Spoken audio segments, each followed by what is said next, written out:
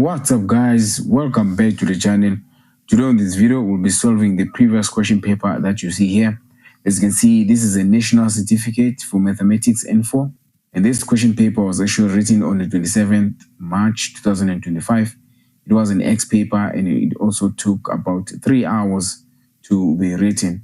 So before we start though solving this question paper, I'd just like to say thank you very much guys for watching, subscribing to the channel, commenting, and not forgetting those who like and share the videos. If you haven't subscribed to the channel, subscribe to the channel because we have made lots and lot of videos on previous question papers and other mathematics problems. Right, so before we continue again on this question paper, so on this video we'll be solving from question 1 until question 5, and we're going to leave a timestamp for each and every question that we are solving so that you can able to watch that question specifically, just in case you don't want to watch this question paper in a sequence order. All right, before we waste any time, how about we look at question 1 and let's solve it. Right, here's our question 1. As you can see here, question 1 consists of 1.1 and 1.2. Just in case you have a question paper with you, you will come across an error when it comes to numbering. So I already fixed that numbering error, which is 1.2 that was next to 1.1.1. So I fixed that. You won't be able to see it here. But anyway, let's just go straight to our question. So we're going to start with 1.1, where we can able to do the following problem. So I'm going to copy this question, paste it where there is space, and let's solve it. Right, let's look at 1.1. Now 1.1, they want us to make a neat sketch of the graph 4x squared minus 9y squared is equal to 36. Right, so before you make the graph or before you draw the graph here, you need to first identify what type of a graph are you required to draw here. When I look at this, I know that we have x squared with the coefficient of 4 minus y squared with the coefficient of 9. All this is equal to 36. So when I look at this, I know that this is actually the central hyperbola. Because the general formula for central hyperbola, it goes like this, is x squared divided by a squared minus y squared divided by b squared. All this is equal to 1, right? For the fact that we have the coefficient for x squared and y squared, this means it's a central hyperbola. And also we have a negative sign between the two terms there. And all this is equal to 1. So this tells us this is a central hyperbola. Now we need to simplify our equation so that it can be equaling to 1. So when you do that, we need to divide by 36 for each and every term that we see here. So we're going to do it here. We know that we have 4x squared divided by 36 minus 9y squared divided by 36. All this is equaling to 36 divided by 36. Now, when you divide this 4x squared with 36, you'll be left with x squared divided by 9 minus. On the next term, when you divide 9y squared divided by 36, you're going to be left with y squared divided by 4. All this is equal to 1. As you can see now, we have our 1 there. Now, it's time for us to find our a and b. Remember, these values here, these are the values where our graph intercept. Our a is a value where our graph intercept at x. So let's find our a. Remember that a squared is equal to, when you look at this graph, it's going to be 9. So when you're looking for a, we have to square root both sides here. So a is going to be plus or minus 3. There we go. And then as for b squared is equal to 4. Because 4 is dividing y squared. As you can see, b squared is dividing y squared. So when you're looking for b, we square both sides. We know that b is going to be plus or minus 2. There we go. Right, so just in case you don't know how the central hyperbola looks like, basically the central hyperbola looks like this, especially this one that we drew here. It's supposed to look like something like this. There we go, with a asymptote line. There we go. Right, x and y. In order for you to draw this graph, you need to also know that we have the asymptote line. So the asymptote line, the formula, it goes like this. it's y is equaling to plus or minus b over a multiplied by x. So in this case here, on this formula, we can say the asymptote line is y is equaling to plus or minus, what is our b, 2 over a, which is 3 multiplied by x. So these are two asymptote lines. One is positive and the other is negative. So when it's like this, we can able to draw the graph. But before we draw the graph, how do you know that your graph is going to intercept on the x-axis, not on the y-axis? Guys, when you are given an equation like this, which is a central hyperbola, when x is positive, just know that this graph is going to intersect at x. All right, so let's draw our graph. Let me draw the Cartesian plane. All right, here's our Cartesian plane. Guys, when it's like this, we first draw our asymptote line here. Remember, this here, guys, is a straight line whereby we have y is equal to mx plus c. Our c here for this one is 0. So this basically means that our asymptote line, they're going to pass on the origin. You don't really have to find the points for you to draw the straight line graph.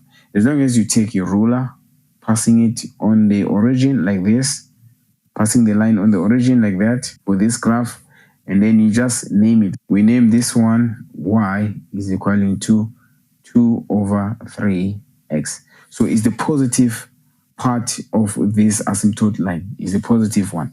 Now you draw another line which is also passing at 0. It's also an asymptote line. There we go. These lines here, they will pass at 0. They intersect at 0, by the way. So this one here, you name it y is equaling to negative 2 over 3x. So this is the negative line or negative asymptote line from this equation here. So from here, we can start drawing our graph. All right, it's time for us to draw the graph. Remember though, when we draw the graph, we know that our x is positive, so it's going to intercept at x-axis.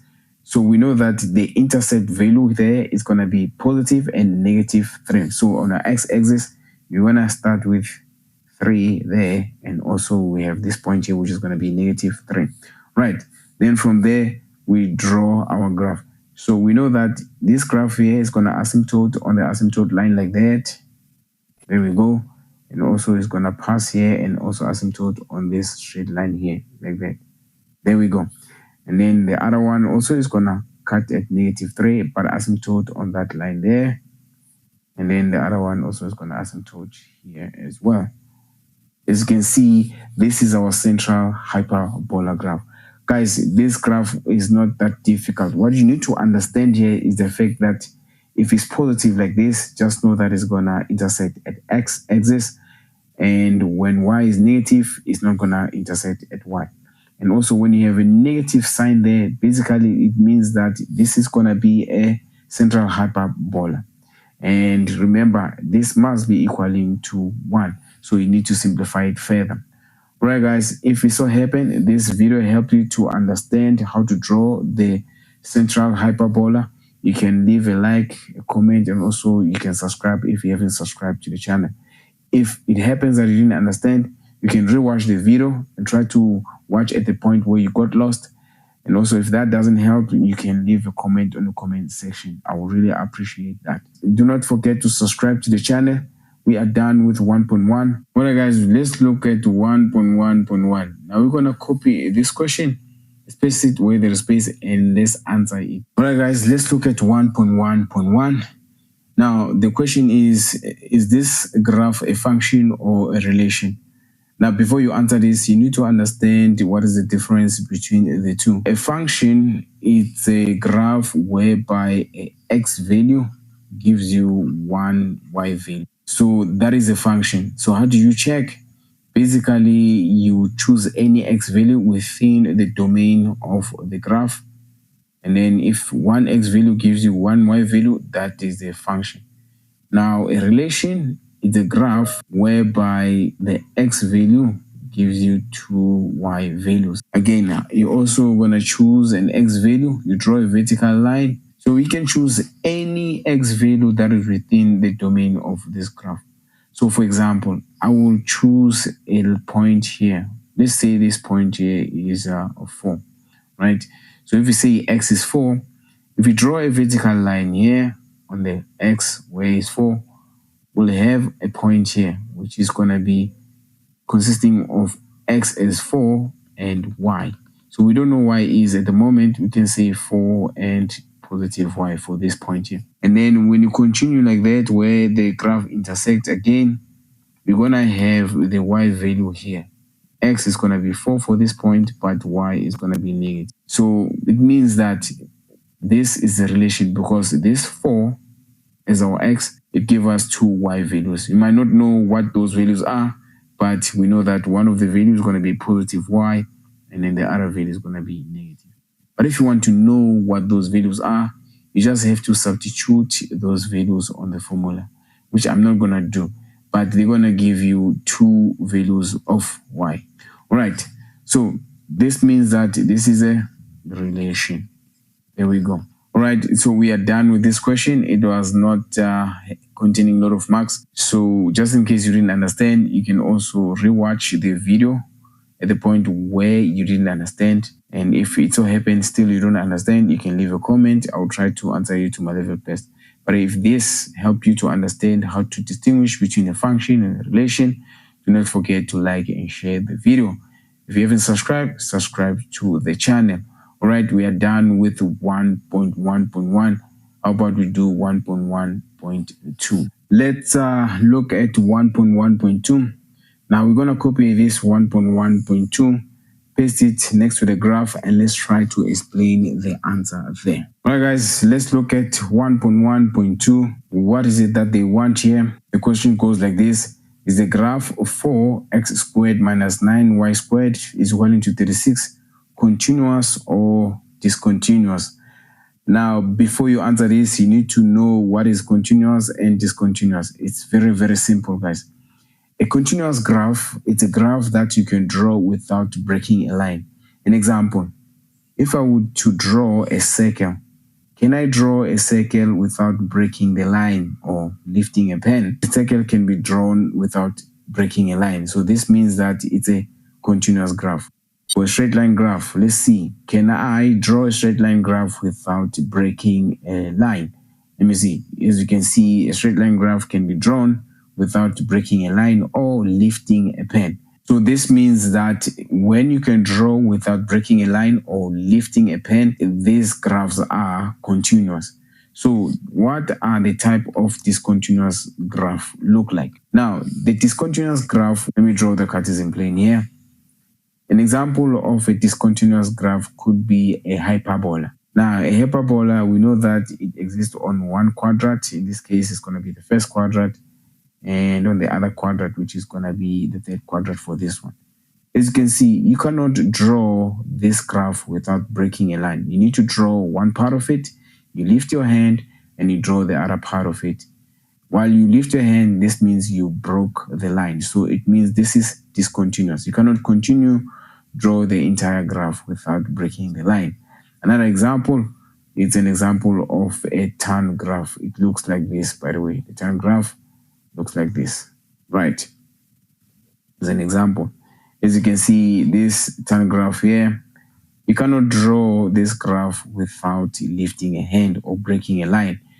In order for you to complete this graph, you need to break a line and draw this part here, break a line and draw this part there, and that part there. And then also you lift your hand or break a line and you draw that part there. And then when it's like that, we call it a discontinuous graph. Now let's look at the graph that they ask a question based on.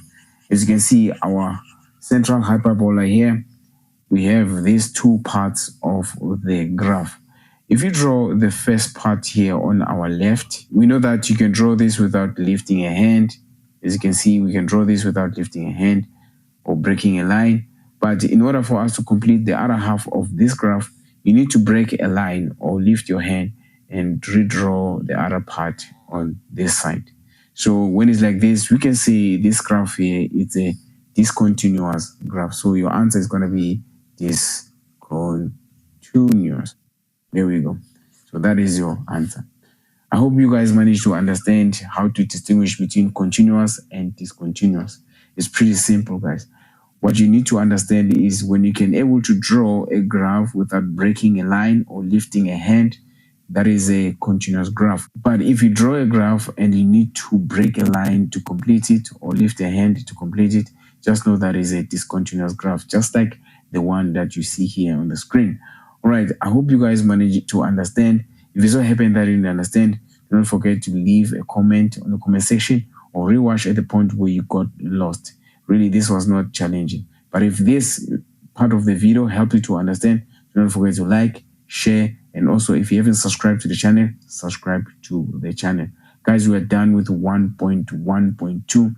We are going to do 1.2. Right, we are done with 1.1.2. Now let's look at 1.2.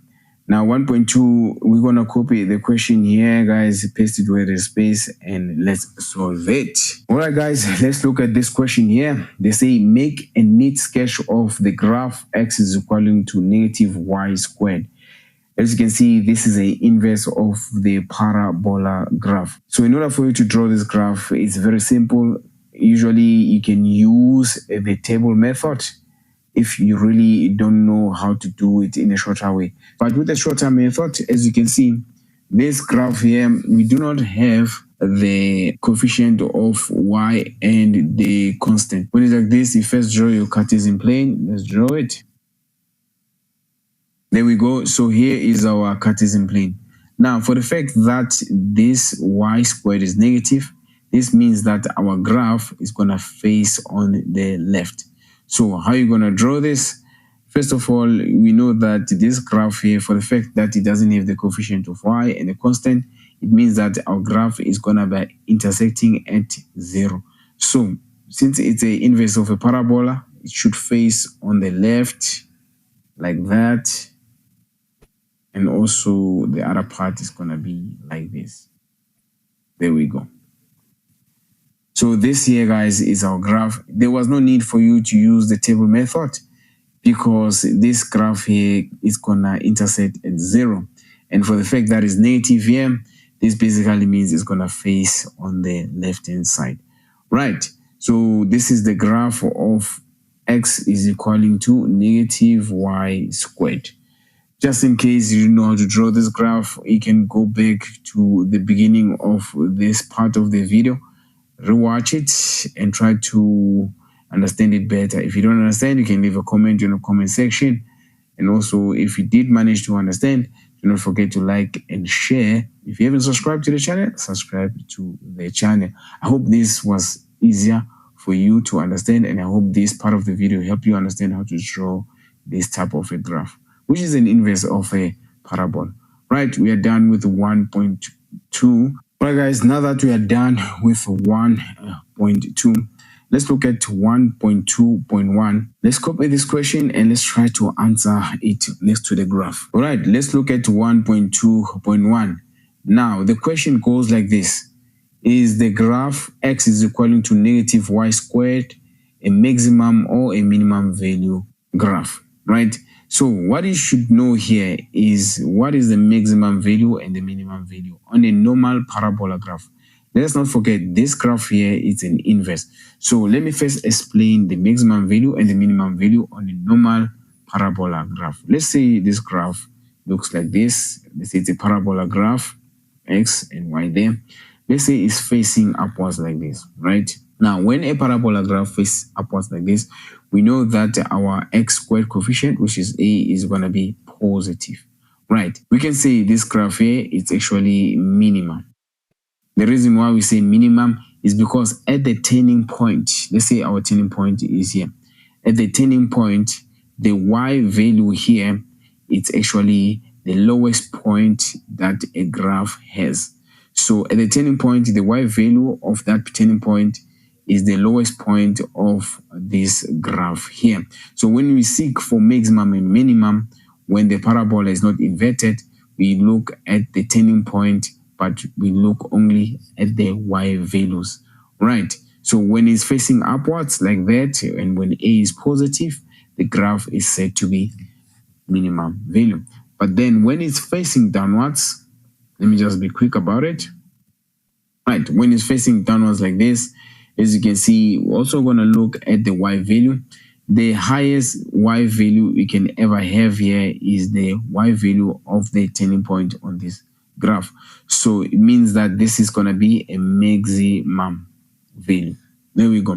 So we're also going to look at the y value, and also we look at the turning point. Coordinate of the turning point, which is y, is the biggest. Now it means that this is the maximum, because from the turning point, the y value actually decreases. So this we say is the maximum. Now, since we have our graph, which is inverted, we also gonna invert how we actually check whether it's maximum or minimum. Instead of using the y values, we use the x value. If you can see our graph here, it cuts at 0 here, and then it moves towards the negative x there. Meaning now, this x here, it's our actually turning point, which is going to be our coordinate and is equaling to 0. Other than that, there's no any other point here that is going to be bigger than x when it's 0. So we can say this graph here is maximum. There we go. So from there, going this way, all the x values at this point are minimum.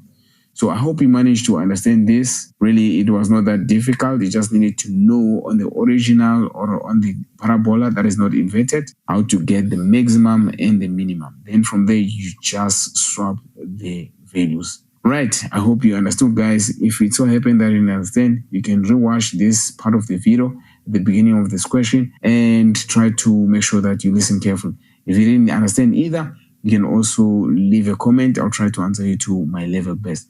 But if this part of the video helped you understand how to distinguish between the maximum and the minimum of the inverse parabola, you can leave a like, and also if you haven't subscribed, subscribe to the channel. We are done with 1.2.1. How about we look at 1.2.2? Right, now that we're done with 1.2.1, let's look at 1.2.2. As you can see, here's the question here. I'm going to copy it, paste it next to the graph, and try to answer this the way that you can understand.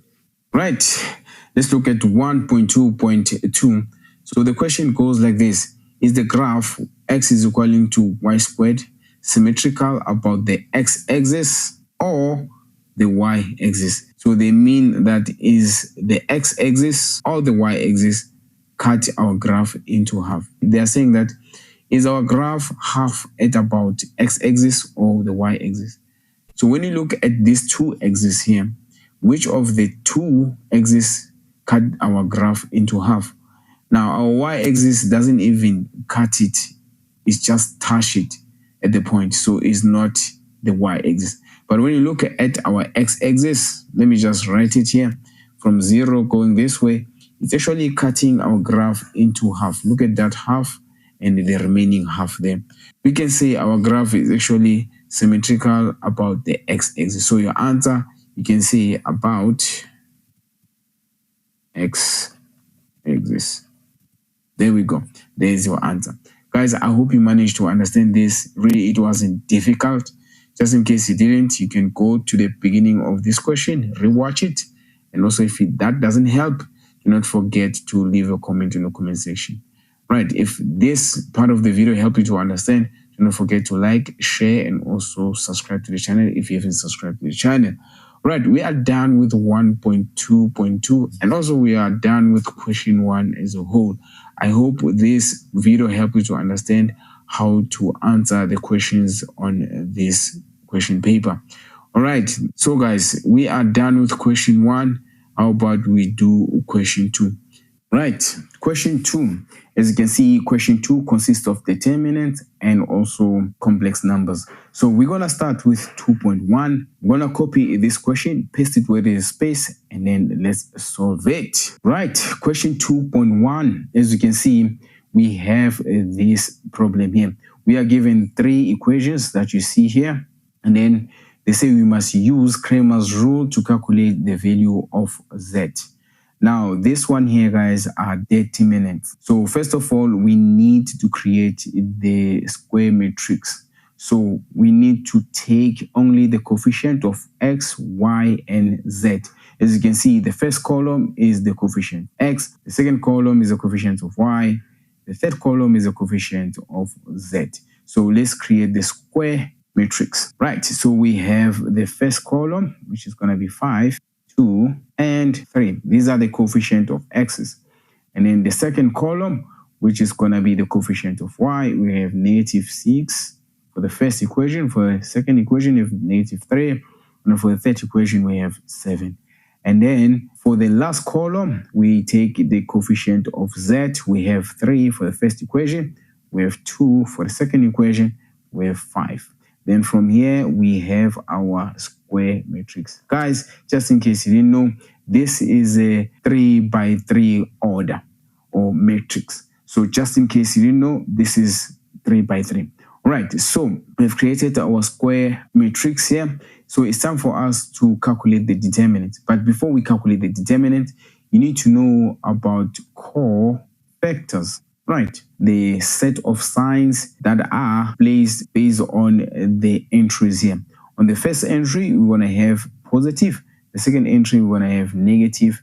And then the third entry, we want to have positive. So actually, the signs, they alternate. So for the second row, the first entry is going to be negative. Second entry is positive. Third entry is negative. And then the last row is going to be positive, negative, and positive. So this here, guys, is what you call cofactors. So we're going to use them a lot when we calculate the determinant.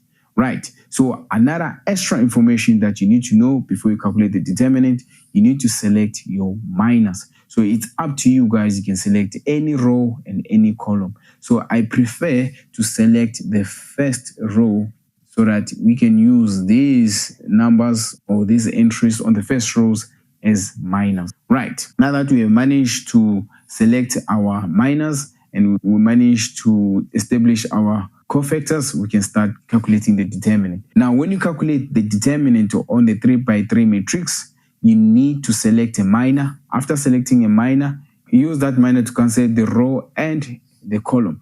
If we say minor is 5, meaning this 5 here, we're gonna first cancel the column at which 5 is at, and also we're gonna cancel the row where 5 is. So from here, we can start calculating. So we know that when the minor is 5, our determinant, we're going to first multiply by this minor. What is it that we are left with there? We're left with -3, 2, -7, 5. There we go. Right. Now, on the next one, when the minor is -6, remember, we are moving with this first row here. So we need to cancel the column as well. So when you cancel the column there, we'll be left with 2, 2, 3, and 5. But let's not forget the cofactor. So when we move to the second minor, the cofactor here is supposed to be negative. But the minor, which is -6, is also going to be multiplying there, -6. And then multiply by our matrix that is left there, which is 2, 2, 3, 5. There we go. Now, when the minor is 3. Now, this 3 here. So we have to move this, crash the last column and the row that 3 is part of. So when you look at our cofactor, when you go to the third minor, this is going to be positive. And 3 is also positive. So even if we write +3 there, it's all good.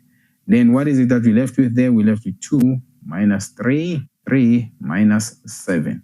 There we go. So this is a step that you need to know when you calculate the determinant when you are given the third order. All right, so let's continue. Just in case you don't know, guys, how to calculate the determinant, I've made a video, so you can go to that video on the description, click on that link, and also the very same video will pop up on the top right of this video. So what I'm about to do here is part of the video there. So just in case you don't understand, go to that video, click it to learn further. So when you calculate the determinant, we usually do the following. It's going to be 5 multiplied by, now you multiply the first entry, which is -3, with the last entry here, which is 5. So it's going to be -3 multiplied by 5. There we go. And then this product here is going to be subtracted by the product of the second entry and the third entry, which is going to be 2 multiplied by negative 7. There we go. Then we close the bracket. Minus on the second minor is going to be 6. There we go. And then we do the multiplication. Again, here, guys, we do similar thing. The first entry, which is 2, is going to be multiplied by the fourth entry, which is going to be 5. And then the product of these two entries is going to be subtracted by the product of 2 and 3, which is the second entry and the third entry. There we go. Then we close. And then the last minor, which is going to be 3, also we're going to calculate here. We're going to multiply the second entry with the last entry, which is 2 multiplied by negative 7. And then minus. Always the minus, guys. The product of the second entry, which is 3, and the third entry, which is also 3. So the second entry is negative and the third entry is 3. So they multiply each other. So if you continue here, let me try to continue here on top here. We know that determinant is going to give us negative 5, right? Plus. And then the second minor is going to give us 24. And then the third minor, which is 3, is going to give us negative 15. So if you continue here, our determinant is going to be 4. There we go. So our determinant for this matrix is going to give us 4. Right. So now that we managed to calculate the determinant, it's time for us to calculate the determinant for Z. Right. So let's recreate the square matrix again when we calculate for dz. When we calculate for dz, we need to recreate our square matrix, but this time around we'll have to take the constants values and substitute with the coefficient of z. Basically what I mean is the first column, which is 5, 2, 3, is going to remain like that. The second column, which is negative 6, negative 3, and negative 7, is also going to remain like this. But the third column, because the third column consists of z coefficient, we're going to substitute those coefficients with our constant, which is going to be negative 9 for the first equation, negative 5 for the second equation, and negative 16 for the third equation. So this here becomes our square matrix for dz, or the determinant for z. Again, you need to select the minor here. So I prefer to continue, select my first row as the minor, but you can choose any row, any column. It's easier when you choose the first row as your minor. Right, so let's continue. Now, when you continue, we need to calculate for dz. So we're going to do similar with what we did with determinant. So when the minor is 5, we're going to do the very same thing. We're going to scratch the column and the row where 5 is. So let's start with a row. There we go. And then we go with column. There we go. So we're going to be left with negative 3, negative 5, and negative 16. So we're going to say the minor is 5, but what is left here is negative 3, negative 5, negative 7, and negative 16. So this become our square matrix for 2 by 2. Then when the minor is negative 6, now let us not forget the cofactor is negative and our minor is negative. This becomes positive 6. So I'm just going to skip some of the things there. Right, we have to move this to the column in the middle. Now we are scratching the column in the middle, which is for negative 6, and the row, which is for negative 6. So we'll be left with 2, 3, negative 5, negative 16. There we go. So this is going to be our square matrix when our minor is 6. Now, let's create more space so that we can have the minor of 9. Right. So this time around, we have to say when the minor is negative 9. Remember, we're still going to take from the first row. So we're just going to move this one here. There we go. Remember, the cofactor, let's go back to the cofactor. Our cofactor for the third entry is going to be positive, and our 9 is negative. So meaning here, we will be having negative 9.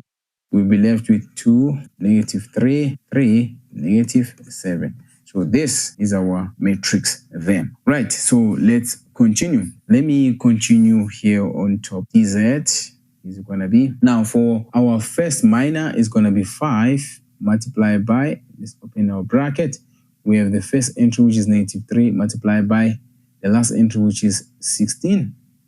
Then this subtracted by our second entry, which is -5, multiplied by -7. There we go. So this is when the minor is 5. But what about when the minor is 6? Remember, we have plus 6 here. Let's create more space again. We're going to multiply the first entry with the last entry. Is going to be 2 multiplied by -16 minus, what is our second entry? Is going to be -5 multiplied by 3. There we go.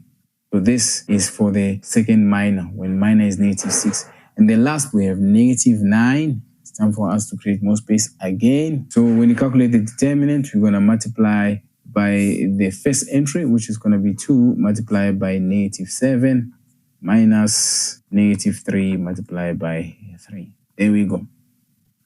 Then from here, we use our calculators. For the first minor, when it's 5, we have 65. The second minor, where we have -6, our answer is going to be -102. And then the last minor, where we have -9, we're going to have plus 45. Then when you add these together, they're going to give you 8. So our dz is going to be 8. So remember, when we are calculating for z, the formula goes like this, is dz divided by the determinant.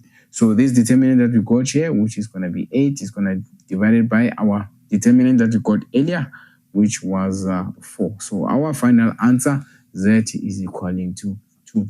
All right, this was a bit long. I hope you managed to follow through and understand. I tried my best to explain the best that I can, but just in case you didn't understand some of the things, especially the basics on how to calculate the determinant, there is a video on the description. Go and watch that video. It explains better how to calculate the determinant. If it so happened that you didn't understand, you can also rewatch the video at the point where you got lost. And if that doesn't help, you can also leave a comment in the comment section asking a question. I'll try to help you to my level best. But if this video helped you to understand, or this part of the video helped you to understand, do not forget to like and subscribe if you haven't subscribed. Again, guys, you can also support our channel with a super like. All right, guys, we are done with question 2.1. Let's go and do question 2.2. All right, we are done with 2.1. How about we look at 2.2? As you can see, here is our 2.2 here, guys. So I'm going to copy this question, paste it where there is space, and then let's solve it.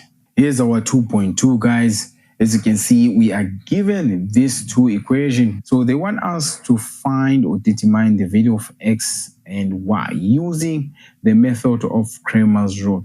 We have two equations, so this makes it to be 2 by 2 or second order matrix. So first of all, we need to rearrange this so that we can able to create the square matrix. So let's start with this first equation here. If we transpose this -6y to the other side, we'll be having 7x plus positive 6y is equaling to -27. Remember, this is just rearranging, guys. Just make sure that the first term is contain x, the second term contains y. And then the second equation, we just have to transpose this 5 to the other side. So we're going to be left with 3x plus 4y. All this is equaling to 5. So there's two equations. We can also take their coefficient and create the square matrix. So let's do it. Let me start putting d there. If we take the x coefficient from the first equation, it's going to be 7, which represents the first entry. And then the second entry is going to be the coefficient of y, which is 6. The third entry is going to be the coefficient of x on the second equation. The fourth entry is going to be coefficient of y, which is from the second equation. So here we have the square matrix of 2 by 2. It's time for us to calculate the determinant. So for this one, guys, there's no need for us to find the cofactor and the minor. It's very simple and straightforward. So in order for you to calculate the determinant, you do the following. You multiply the first entry, which is 7, with the last entry, which is 4. And then the product of this will be subtracted by the product of the second entry multiplied by the third entry. There we go. So this here, guys, is going to give us 10. So our determinant here is going to be 10. Right. Now that we are done with finding the determinant, it's time for us to find the determinant for x. Now, when you find the determinant for x, guys, what you should do is, remember, the first column is for x. As you can see, we took the coefficient of x here. So since we are looking for determinant for x, we're going to substitute the entries on the first column or the coefficient of x's with the constant. For the first entry, it's going to be negative 27, since it's from the equation 1, and then the other one is going to be 5. There we go. These are constant, right? But since we are not looking for y, so the second column, we keep it as it is. We're going to write 6 here, we're going to write 4 there. Right, there we go. Now we do the very same thing that we did here. Dx is going to be equaling to, now you multiply the first entry with the last entry, which is going to be negative 27, multiplied by 4, minus second entry multiplied by the third entry is going to be 6 multiplied by 5, and all this is going to give us negative 138. There we go. Right, now that we find the dx, we can able to calculate x. So the formula, it goes like this: dx over d. There we go. So our dx is negative 138 divided by 10. So if we continue, this is going to give us negative 69 over 5. There we go. Right, it's time for us to calculate for y. So we need to find dy. So when we are calculating for dy, the first column, we're going to take our original entries here, which is 7 and 3, because now these are the coefficient of x. But as for the second column, where we have the coefficient of y, we're going to substitute them with the constant. So for the first equation, on the second entry, we're going to put negative 27. And then from the second equation, on the fourth entry, we're going to put the constant 5 there. And then we calculate for dy, or the determinant for y. So we're going to multiply the first entry with the last entry, and then subtract this product here with the second entry multiplied by the third entry. So if you continue here, put it in your calculator, this is going to give you 116. So if you're looking for y, the equation is going to be y divided by d, and then this is going to be 116 divided by 10. So our final answer here is going to be 58 over 5. There we go. So guys, this is how you calculate for x and y. Just in case you didn't understand how to do this, I made a video where we have two equations similar to this one that you can calculate for x and y. So you can go to the description, click on that video, and the very same video is going to pop up on the top right of this one that you're watching here. It goes deeper into details on how to calculate for x and y. Just in case you didn't understand, you can go and rewatch at the point where you didn't understand. But if you did manage to understand, you can like the video and also share the videos. If you haven't subscribed, subscribe to the channel. Again, guys, if you want to support the channel to grow or to improve the quality of the content that we give you guys, you can also support our channel with a super like. But a like is enough if you can't do the super like. Right, guys, we are done with 2.2. How about you go and do 2.3? Right, let's look at 2.3. Now, as you can see, here's our 2.3 there. 2.3 consists of 2.3.1 and 2.3.2. So we're going to only take 2.3.1 and then paste it where there is space, and let's do it. All right, guys, let's look at 2.3.1. As you can see here, they want us to simplify the following. We are given these complex numbers here. They want us to change this into polar form. Now, as you can see, we have the exponent here.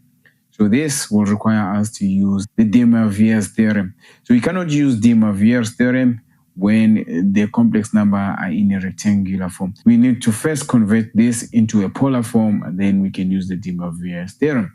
Now, let's do it. Now, when we convert this to polar form, we first need to calculate the modulus. Now, the modulus It's similar when you calculate your Pythagoras theorem. It's like when you're calculating your radius. So we know that the real number represents x, imaginary number represents y. Just in case you didn't know, sometimes we use j as imaginary number. So if you don't see I and you see j, this basically means this is the imaginary number. Now let's make m subject to the formula. We're going to have the following modulus. It's going to be x squared plus y squared, all this under the square root. Right, so let's substitute them. In this case now, what is our x? Our x is root 2 but squared. Plus, what is our y? Our y is negative 1 squared. There we go. So if you continue here, our modulus is going to be root 3. This is how you calculate the modulus. Now, you need to calculate the argument. The argument is basically the angle. So when you calculate the argument, you're going to use tan theta, which is equal to y over x. There we go. Now, our argument is the angle. If we write theta is equal to arc tan, our y, we know that is negative 1, and our x, we know that is root 2. So if you put this on your calculator, our answer here is going to be negative 35,264 degrees. Right, so this is our argument. So if we to rewrite the equation in a polar form, this is how we're going to write z is going to be equal to our modulus, which is going to be root 3, right? And then polar, our angle is negative 35,264. All this to the power of 4. Right. So if you use the De Moivre's theorem, just in case you don't know much about De Moivre's theorem, I'm going to leave a video where I explain the De Moivre's theorem. Go and watch that video on the description, and also that video is going to pop up on the top right of this one here. If we use the De Moivre's theorem, you know that our modulus, which is root 3, is going to have the power of 4 there. And as for the angle, we know that this negative 35,264 is going to be multiplied by the exponent there. And if you continue here, this is going to give us z is equal to 9 polar negative 141,056 degrees. Oh, this is how you calculate this type of a problem, guys. If it's given to you, you first change into polar form, which is what we did here, and then this is what we have inside there, and then from there you apply the De Moivre's theorem there, and then your final answer is gonna be this. Guys, I've made videos on this. You can go to the playlist and check the complex numbers where you will come across such a problem here. But if this video helps you to understand, do not forget to like, share, and also subscribe to the channel if you haven't subscribed. If you want to support the channel, do not forget to hit the super like button. But if you can't do that, a like is also appreciated, guys. All right, guys, we are done with 2.3.1. How about you go and do 2.3.2? Right, guys, now that we're done with 2.3.1, how about we do this one, 2.3.2? I'm going to copy it, paste it where there is space, and let's solve it. Right, here's our 2.3.2. So they want us here to simplify the following complex number that we see here. So remember, guys, just in case you don't know, j also represents I. So j actually is imaginary number. In some of the questions, we use j. In some of the questions, we use I. So let's do it. Now, first of all, you need to know how to simplify your j's here. Before we continue, I need to inform you guys, j squared is equal to negative 1, or I squared is equal to negative 1. Just in case you don't know much about this, you can go to the description. I left a video where I introduce this concept, or where I explain this concept. Go to that description, click on that link, and also the very same video is going to pop up on the top right of this one. Go and watch that video to understand this information further. Right, so we need to simplify this. So when you come across this, the first term on the numerator, we have j cubed. So you need to first separate this. You say j multiplied by j squared. This here is going to give you j cubed. Right, minus j squared. For now, let's leave it as j squared. This one, just simplify first. And then denominator, we have j squared plus 5j, and then we can say j squared. So if you multiply this j squared with squared, it's going to give you 4. Multiply by this j squared outside, it's going to give you 5. So this is how you separate them. The aim here is to simplify that we only have j squared or j. So let's continue. If you look at the first term on the numerator, we know that j squared or I squared is equal to -1. So it's like -1 multiplied by j. This is going to be -j. There we go. Minus 1. Right, this j squared. Divide by. Wherever there is j squared, we substitute with -1. So we have 2 multiplied by -1 plus 5j. And then we have -1 to the power of 2 there. If we continue here, let me try to continue here. We're going to have this +1 there, minus j, divide by, let's see at our denominator. The first term here, we're going to have -2. And this one here is going to be plus 5j. There we go. So when it's like this, guys, we have to simplify it further. We need to multiply by the conjugate. So the conjugate of the denominator, you only change the sign of the imaginary number. So you keep this -2 here, but this one becomes -5j divided by -2 minus -5j. Just in case you don't know much about conjugate, I made a video where we divide complex numbers in a polar form. You can go to that video on the description, and also that video will pop up on the top right of this video. Right, let's continue. So now you start doing your FOIL. Let's do it here. So if you say 1 multiplied by -2, this is going to give us -2. 1 multiplied by -5j is going to give us -5j. Right, -j multiplied by -2, this is going to give us 2j. And then -j multiplied by -5j, this is going to give us +5j squared. All this is divided by the following. -2 multiplied by -2, this is going to give us +4. -2 multiplied by -5j, this is going to give us 10j. Right, 5j multiplied by -2, this is going to give us -10j. And then we have +5j multiplied by -5j is going to give us -25j squared. We're going to simplify here. Wherever there is j squared, we're going to substitute with -1. Again, wherever there is like terms, they're going to subtract or add. So if we look at our numerator here, we have -5j and +2j. So first of all, we're just going to rewrite this number, the real number. And then -5j plus 2 is going to give us -3j. And then plus 5. Wherever there is j squared here, we substitute with -1. Divide by 4. This +10j and -10j, they will cancel each other. You'll be left with -25. But instead of writing j squared, we're going to write -1. So we just simplify further. If you look at the numerator, we have -2 and we have 5 multiplied by -1. That will give us -5. This is going to give us -7. There we go, minus 3j, divide by. So when you look at our numbers here, we have 4 minus 25 multiplied by -1. So this is going to give us 29. So all in all, our answer is going to be -7/29 minus 3j/29. So this here, guys, is how you solve or simplify the following problem here. Guys, I've made videos on this type of a problem. You can go to the playlist and check the complex numbers. You will come across a problem that has similar steps here or similar question.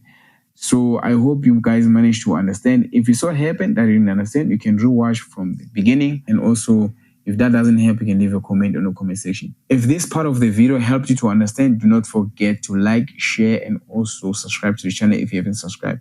You can also support the channel by hitting the super like button for us to give you a better and high quality content. All right, guys, we are done with 2.3.2. How about we do 2.4?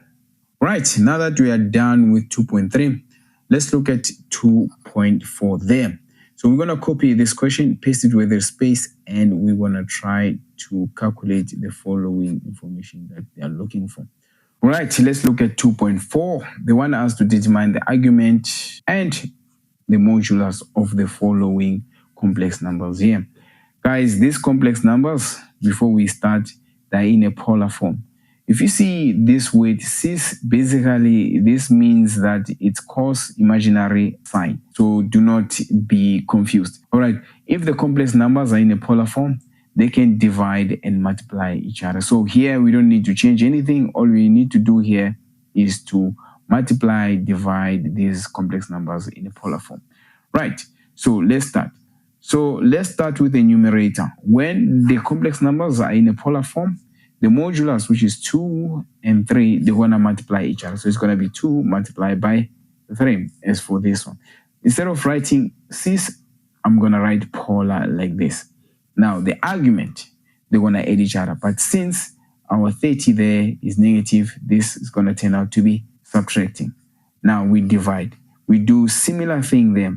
Remember, this is a polar form. The modulus on the denominator, they're also going to multiply. We have 4 multiplied by 5. And as for the argument, they're going to add each other. Since 21 is negative, so this is going to be 36 minus 21. Right, if you continue here, this is going to give us 6. That is going to give us 20. Right, and then our argument on the numerator is going to be 45. And then our argument on the denominator is going to be 15. There we go. So if you continue, the modulus, they're going to divide each other. So we can say 6 divided by 20. You don't really have to go further with this. And then as for the argument, the one on the numerator, which is 45, is going to be positive. The one on the denominator, which is 15, is going to subtract them.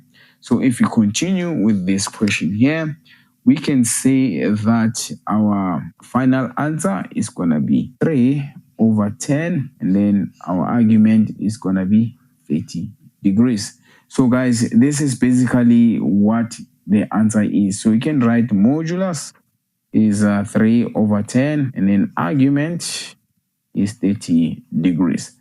So this is how you do this one, guys. Just in case you don't know much on how to calculate the complex numbers when they are dividing and multiplying in a polar form, you can go to the description. I left a video where I explain this type of calculations, and also the very same video will pop up on the top right. It goes deeper and further with this type of calculations.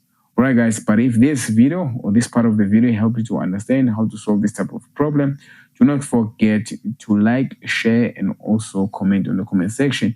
If you haven't subscribed to this channel, subscribe to the channel. And again, guys, if you want to support our channel, you can hit the super like button there for a higher quality content. But if you can't, it's fine. Your like will be really, really appreciated. Guys, we are done with 2.4.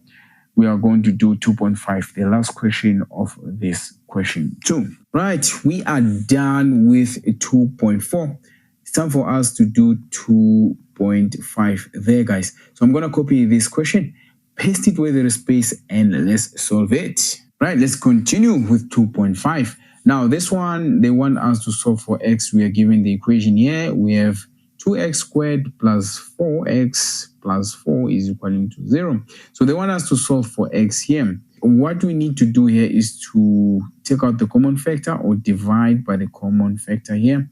So we can say we divide by 2 throughout like this.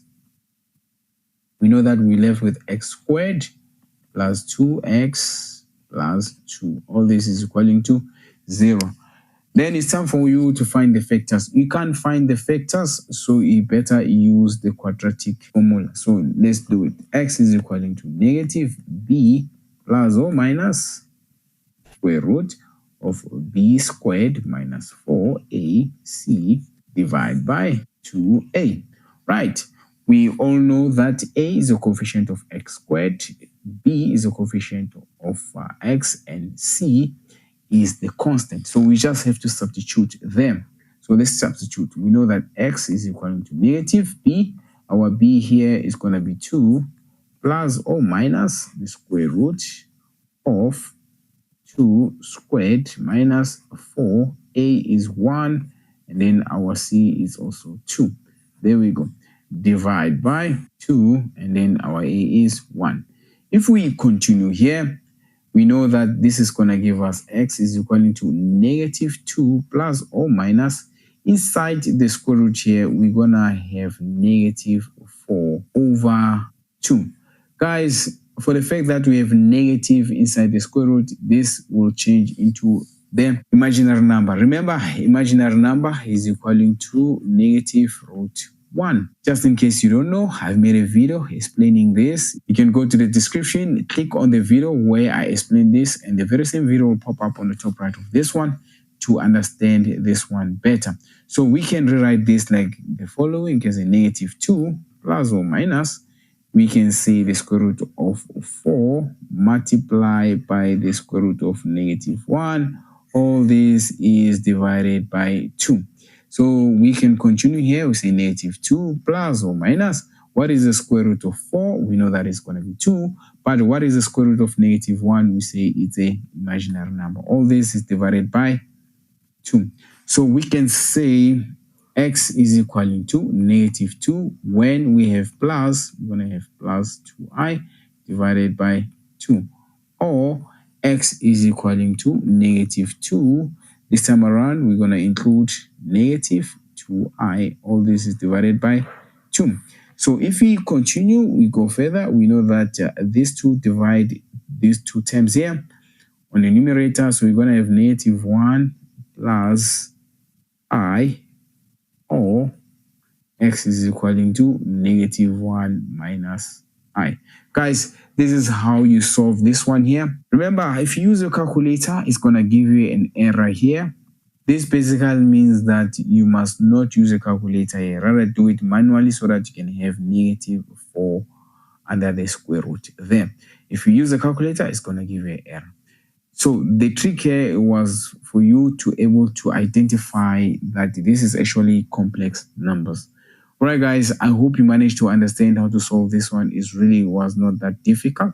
If it so happened that you didn't understand, go to the point where you didn't understand, rewatch at that point, and if that doesn't help, do not forget to leave a comment on the comment section. I'll try to answer you to my level best. But then if this part of the video helps you to understand, do not forget to like, share, and also subscribe to the channel if you haven't subscribed. You can also support the channel to grow by clicking the super like button. That will help us and help the channel to grow and become better. All right, guys, we are done with question 2.5, and also we are done with question 2 as a whole. I hope this helped you to understand. All right, here's our question 3. Now, question 3 has 4 questions. It consists of trigonometry. So we'll start with question 3.1. We're going to copy this question, paste it with a space, and solve the problem. All right, guys, here's our 3.1.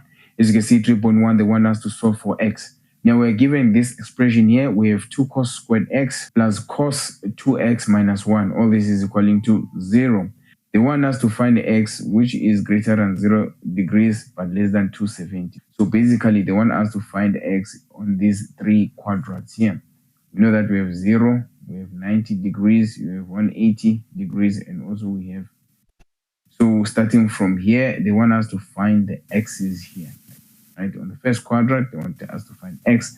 On the second quadrant, we know that is 180 minus x. Third quadrant, we know that is going to be 180 plus x. There we go. So basically, they want us to find the x's here. So we need to simplify this further so that we can be able to find the x. Now, when you look at this expression here, on the left-hand side, the first term, we have 2 cos squared x. I say leave this one as it is. But the second term, we have cos 2x. This here, guys, is a double angle identity. So you need to change this one. So this double angle identity is for cos. So rather change it with respect to cos. So as for the first term, we have 2 cos squared x plus. Now let's change this double angle identity. Right, so this double angle identity, when we change it, it's going to be 2 cos squared x minus 1 when we close bracket. Just in case you don't know much about double angle identities, I made a video explaining and also deriving them. So you can go to the description. I will leave that video, and also the very same video will pop up on the top right of this one here. All right, so let's continue. Let us not forget this is going to be minus 1, and all this is equaling to 0. Right, so let's simplify further. On the first term, we're going to leave it as it is for now. We're going to have 2 cos squared x. And remove the bracket, you're going to be having 2 cos squared x minus 1. And then let's not forget this minus 1 as well. This is going to be equaling to 0. Now we have like terms here. We have 2 cos squared x and another 2 cos squared x. When they add here, they're going to give you 4 cos squared x. Right. And then we also have like terms here. We have negative 1 and negative 1. When they add, they're going to give you negative 2.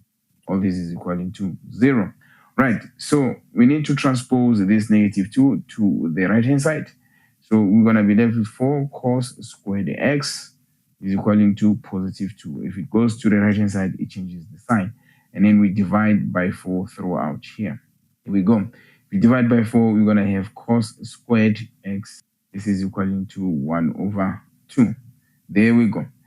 Now, we are not looking for cos squared x. We are actually looking for cos. So we have to square root here for both sides, guys. So let's square root. So if you square root, this is going to give us cos x is equaling to plus or minus 1 over root 2. There we go. So this is what we have for now. But when it's like this, we know that we have 2 cos's. We have cos x when it's minus 1 over root 2. And we also have cos x when it's plus 1 over root 2. Now, it means that we need to find the angle where cos is negative, and we also need to find an angle where cos is positive. Now, when you look at the quadrant here, for this one here, cos is going to be negative on the second and the third quadrant. And cos is positive only on the first quadrant. Remember, we're moving from 0 to 270. So you will have about 3 axes. But then we need to find the reference angle. All right, in order for us to calculate the reference angle, so we can say arc cos 1 over root 2. We know this is going to give us a 45 degrees. There we go. So this is our reference. But when you look at this 45 degrees is the angle that belongs on the first quadrant because it's greater than 0 but less than 90. So this 45 on its own is actually an angle. Now, it's time for us to find an angle that belongs on the second quadrant. Now, x is also 180 minus 45. On this second quadrant, we need to find our x. So our x here is going to be 135 degrees. The last angle is going to be x 180 plus 45. When you look at this, this is a third quadrant. As you can see from our cast diagram there, on the third quadrant, we are still having angles that are less than 270. So this is going to give us 225 degrees. I hope you guys managed to understand this. Really, this question was not that difficult. I guess the most challenging part, it was able to change the double angle identity. But other than that, this was a straightforward type of a question. You are given a domain that you must find x from 0 to 270. All right, guys, I hope this helped you to understand how to solve for x when it comes to trigonometric ratios. And also, if this didn't help you, do not forget to watch at the point where you got lost. And if that point doesn't help you, you can also leave a comment in the comment section. I will try to help you to my level best. But anyway, guys, if this helped you, do not forget to like, share, and also if you haven't subscribed, subscribe to the channel. Again, guys, if you want to support this channel, you want to see it grow, and you want us to provide you with higher quality when it comes to content, you can also hit the super thanks button. That will be appreciated. Guys, we are done with 3.1. Now it's time for us to do 3.2. All right, guys, we're done with 3.1. Now let's look at 3.2. We're going to copy this question here, post it where there is space, and let's solve it. All right, guys, here is 3.2. Now here on this question, they want us to determine 1 over cosec 75 degrees. Do not forget, they want us to do it without using a calculator. So first of all, we look at our question. we have 1 over cosec 75. Now, this here, guys, is actually the inverse or the reciprocal of sine. So you can write it as sine 75. Just in case you don't know much about inverses, I made a video about inverses. You can go to the description, click on that link of the video about inverses, or click on the icon that will pop up on the top right of this video and watch a video about inverses. Right, so let's continue. So when it's like this, guys, you need to use special angles here. Now we can rewrite this like the following: sine the same as 45 plus 30 degrees. Now these here, guys, are special angles. Now before we continue, guys, let me show you the special angles. All right, here are the special angles. We can solve this without using a calculator when you know these special angles. Now, before we continue, just in case you don't know again about special angles, you can go to the description. I left a video there. Go and watch that video. It explains further about these triangles here. In order for us to solve this here, we also need to use compound angle. So we need to expand this using the sine compound angle. So if you still remember, the sine compound angle goes like this: sine 45 multiplied by cos 30. Since we have plus there, this is going to be plus, and then it's going to be sine, this time 30 multiplied by cos 45. Now this is a compound angle. We expanded sine.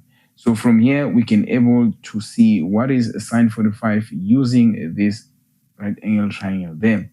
Remember, sine is opposite over hypotenuse. So if our angle is 45, the opposite of 45 is 1. And then the hypotenuse here on this triangle is root 2. So sine 45 is 1 over root 2 multiplied by cos 30. So when you look at 30, our adjacent for this 30 is root 3. There we go. Divide by our hypotenuse here on this right angle triangle, it's 2. Then we say plus, since we have plus there. Now we look at sine 30. Again, sine 30, we're going to consider this right angle triangle. Sine is opposite over hypotenuse. The opposite of 30 is actually 1. And then the hypotenuse of that right angle triangle is 2. Multiplied by cos 45. So cos, we know that it's adjacent over hypotenuse. So what is the adjacent of 45? It's 1. And then the hypotenuse is root 2. Right, so for this one, we are looking at that one there. Then from there, we start simplifying. Now, the first term here, we multiply these two. On the numerator, it's 1 multiplied by root 3. On the denominator, it's root 2 multiplied by 2. This is going to give us 2 root 2 plus. Now, on the second term here, we have half multiplied by 1 over root 2. Now, 1 multiplied by 1 in the numerator is 1. And 2 multiplied by root 2, this is going to give us 2 root 2. There we go.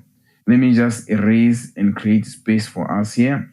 We're no longer using this triangle. Right, I'm going to continue here. We can write this root 3 plus 1 over 2 root 2. Because when you look at this here, we can see that the denominator is 2 root 2 for both terms. So the numerator, they're going to add each other. But when it's like this, it's not complete, guys. You need to rationalize this. So you must multiply by root 2 over root 2. When you rationalize here, guys, you only take the number with the root here. In this case, it's root 2. And then you multiply both the numerator and the denominator. On the numerator, we have root 3 plus 1. So you can say root 3 multiplied by root 2. This is going to give us root 6. Because 3 multiplied by 2 is 6 under the same square root. And then we have 1 multiplied by root 2. This is going to give us root 2. Divide by. When we look at the denominators, we have 2 root 2 multiplied by root 2. This is going to give us 4. So this here, guys, is our final answer. Guys, this question also, it was not challenging. I think the trick here was to be able to change from cosec to sine, and also to use the compound angle. To add on that, you must know your special angles and their triangles as well. Guys, I hope this part of the video helped you to understand how to solve this type of a problem. But if this didn't help you, you can leave a comment in the comment section. I'll try to answer you to my level best. Alright guys, if this part of the video helped you to understand how to solve this type of a problem, you can like the video, leave a comment if you have anything to say, share the video as well. If you haven't subscribed to the channel, subscribe to the channel. If you want to support our channel and want to see it grow, you can also hit the super thanks there. But if you can't, the like and the comment, they will be highly appreciated as well. Right guys, we are done with 3.2. Let's do 3.3. Alright guys, we are done with 3.2. How about we do 3.3 here? So I'm going to copy this question and paste it where there is space and solve it. Alright guys, here is our 3.3. Now the question goes like this: simplify as far as possible. Now you are given this expression here, guys. So you have to be careful when you look at this. There's a lot of reduction required here. So before we start though, you need to look at the question and analyze it. So let's start. Let's look at this ratio here. We have sine 90 minus theta. This here, guys, is a co-ratio. So you need to know how to reduce this one here. So first of all, we have 90 minus. This means this is the first quadrant. And then for the fact that we have 90, we need to change this into cos theta. So this is happening on the first quadrant, and 90 minus, it's a co-ratio. So the co-ratio of sine is cos. Just in case you don't know much about co-ratios, again, I'm going to leave a video where I explain the co-ratios. Go and watch that video on the description, and the very same video will pop up on the top right of this one here. Right guys, so let's continue. So let's look at the following ratio there. We have cos 180 plus. Now this is a 180 rule. We need to check where is this happening. What quadrant is this? 180 plus, this is the third quadrant. Is cos positive or negative on the 180 plus or the third quadrant? No, cos is actually negative. So when you reduce this, it's going to be negative cos theta. There we go. Plus, and then we have tan theta. So we can change tan theta into sine divided by cos theta. This is what we call quotient identities. Right, multiply. Let's look at this one here. We have cos theta. So cos theta, we write it as it is. Multiply by. Now look at this one here, guys. We have sine theta minus 180. So you can rewrite this as following. You can say sine negative 180 plus theta. Now, when it's like this, guys, it is going backwards. So let me show you what do I mean by that.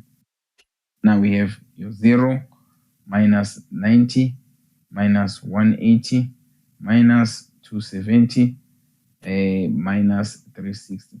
This is when we are moving in a clockwise direction. So when you look at this here, you must be able to see which quadrant is this. It's very, very simple, guys, because on this quadrant, we have negative theta when you're going backwards. On this quadrant, you have negative 180 plus theta, because if it's add plus theta, it's going to belong here. And then if you look here, this means this is our third quadrant. Now let's look at this. Let's reduce this. On the third quadrant, is sine positive or negative? So we know that sine is going to be negative. So when you reduce, it's going to be negative sine theta inside the bracket. I hope you guys managed to understand this. In order for you to solve this, you needed to know how to use the 180 rule and the co-ratio rule.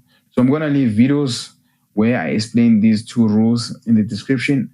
Go and watch those videos so that you can be able to understand how I change these. Alright guys, let's continue here. Now we have cos theta multiplied by negative cos theta. This is going to give us negative cos squared theta, right? And then plus, now we have sine over cos multiplied by cos. This here is going to divide each other. You're only going to be left with sine. And then at the same time, you also have sine multiplied by negative sine theta. This is going to give us negative sine squared theta. Right. So if we continue from here, we can take out the common factor from this, which is going to be negative 1. And then when we take out negative 1, cos squared theta becomes positive, and also sine squared theta becomes positive. Now, if you don't know, this is an identity. Remember this identity, sine squared theta plus cos squared theta is equal to 1. So we can just substitute this cos squared theta plus sine squared theta with 1. So we can say negative 1 outside the bracket multiplied by 1. So the final answer here is going to be negative 1. Guys, I hope you managed to understand this. This was not difficult at all. Maybe this trigonometric ratio here was a bit challenging, but you need to understand that you were just going backwards. You needed to rearrange this. Start with negative 180, then you say plus theta. Then you can able to see which quadrant is this. Right, guys, and also you needed to know how to use the co-ratio rule and the 180 rule. I hope you managed to get this, guys. It was really not that difficult. But just in case this video helped you to understand, do not forget to like, share, and also subscribe to the channel if you haven't subscribed. If you want to support our channel to grow, you can hit the super thanks button. That will be highly appreciated. But if you can't, it's okay if you also like and comment on our channel. All right, guys, we are done with 3.3. How about we do 3.4? Right, we are done with 3.3. Guys, let's look at 3.4. I'm going to copy this question and then I'm going to paste it where there is space. Right, here's our 3.4. Now here they want us to prove that the left-hand side is equaling to the right-hand side. Now the left-hand side, it contains the trigonometric ratios with angles, and the right-hand side is just negative root 2 over 3. So obviously, whenever you choose which side to prove, you always choose the most complicated side. In this case now, the most complicated side is our left-hand side. Now here, you need to use special angles to reduce here. And also you need to use the co-ratio and 180 rule here to reduce these equations here. Let's look at our left-hand side. We're going to start on the numerator of the left-hand side, where we have sine 315. Now, sine 315, we can also rewrite it in this manner, 360 minus a special angle. In this case, our special angle here is going to be 45. There we go. You can write tan 180 plus 30. This is another special angle. 180 plus 30 is going to give you 210. Now, when it comes to this one here, sine 190 degrees. Guys, you cannot use special angles here. So rather reduce it, use whatever the angle that you can get here. So you can say sine, you can say 180. Now we can say plus 10 degrees, right? This is allowed, even though we're not using a special angle, but this is also allowed. And then we divide there. Let's divide. Now let's look at our denominators. Now, when you look at the denominator, we have cos 100 degrees. Guys, this also, we can't use a special angle to reduce this. So we can write it as cos 90 plus 10. There we go. And then we have the one for sine 120. So we can also change this sine 120 like this, sine 180 minus 60. So this one here, we can use special angles. Now let's look at this. As for sine 190, this one here, and cos 100, you cannot use special angles, guys. But as for the following, sine 315, tan 210, and sine 120, you can use the special angles to expand this. Remember, guys, this is optional. You can use the 180 rule or the co-ratio rule. So rather use the 180 rule because it's simple to do it. All right, so let's continue. So when you reduce this, let's look at the first trigonometric ratio on the top right there. We have sine 360 minus 45. Sine is negative, so you know that when you reduce this, it's going to be negative sine 45. There we go. Multiply. Tan 180 plus 30. This is a third quadrant, so tan is going to be positive on third quadrant. So when you reduce this, it's going to be tan 30. Multiply. Now let's look at the last trigonometric ratio on the numerator. We have 180 plus 10. 180 plus is the third quadrant, and we know that on the third quadrant, sine is negative. So when you reduce this, it's going to be negative sine 10. Right, so we divide there. There we go. Now let's look at this one here. We have cos 90 plus 10. This here, guys, first of all, we have 90 plus. So this is a co-ratio rule. So, and also this is the second quadrant. 90 plus is the second quadrant. First of all, we know that on the second quadrant, cos is negative. But the co-ratio of cos is what? It's going to be sine when you reduce. And then we have 10 multiplied by. Again, here, this is the second quadrant. Sine is positive. So when you reduce, this is going to be sine 16. There we go. Guys, this is how you reduce this expression that was given to us then. Just in case you didn't understand how I reduced this, I left videos on how to reduce using the 180 rule and also the co-ratio rule. Go to the description, and also the icon on the top right will pop up with those videos. Right, so let's continue. Unfortunately, now we need to use our special angles in order for us to solve this without using a calculator. So let me just create a little bit of space so that we can able to use those special angles. Remember, we have this special triangle.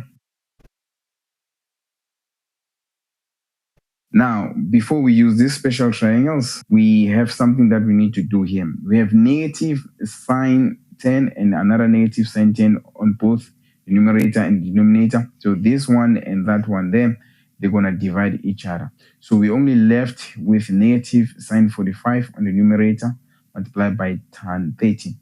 And then on the denominator, we only left with sine 60. So we can rewrite this as negative sine 45 multiplied by tan 30.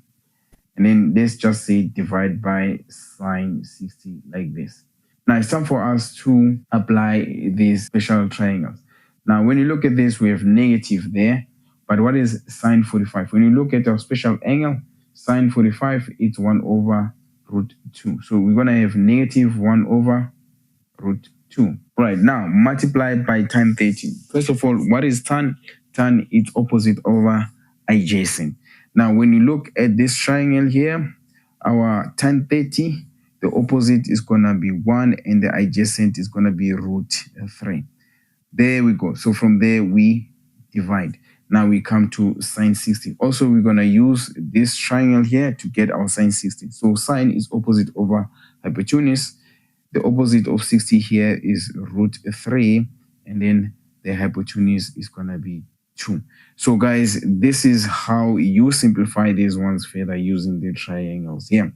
So let's create more space to simplify further. Right, if you continue here, obviously we're going to multiply these. First, negative 1 over root 2 multiplied by 1 over root 3. This is going to be negative 1 over root 6. There we go. Since this is division, we can change this into multiplication. The denominator, which is 2, becomes a numerator, and the numerator, which is root 3, becomes a denominator. So we do this, and then we multiply. We know that on the numerator, we have negative 1 multiplied by 2. This is going to be negative 2. On the denominator, we have root 6 multiplied by root 3. This is going to give us root 18. Right, if you continue here, we know that it's going to be negative 2. Root 18 is the same as 2 multiplied by 9. If I continue here, we know that on the numerator we have negative 2. On the denominator, we have the square root of 9 multiplied by the square root of 2. All right, when you continue, we're going to have on our numerator negative 2 divided by, what is the square root of 9? It's going to give us 3. And the square root of 2 is just root 2. So when it's like this, we are not done. We need to rationalize. Remember, you can multiply by root 2 over root 2 there. So if you multiply by root 2, you're going to have negative 2 root 2 divided by 6. Right, if you continue here, this is going to give us negative root 2 divided by 3. All right, as you can see, this is our final answer, which is the same as the right hand side. I hope you guys managed to understand how to do this one. It was not really that difficult. It had a lot of special angles and co-ratio and 180 rule that you're supposed to do. But basically, this was not much of a challenging problem. All right. So as you can see here is our right hand side here from the question. So this is correct. Just in case you didn't understand, you can go to the point where you got lost, rewatch the video, and if that doesn't work, you can also leave a comment on the comment section. But if this part of the video helped you to understand, do not forget to like, share, and also comment on the comment section if you have any comment. If you haven't subscribed to the channel, subscribe to the channel. You can also support our channel by hitting the super thanks button.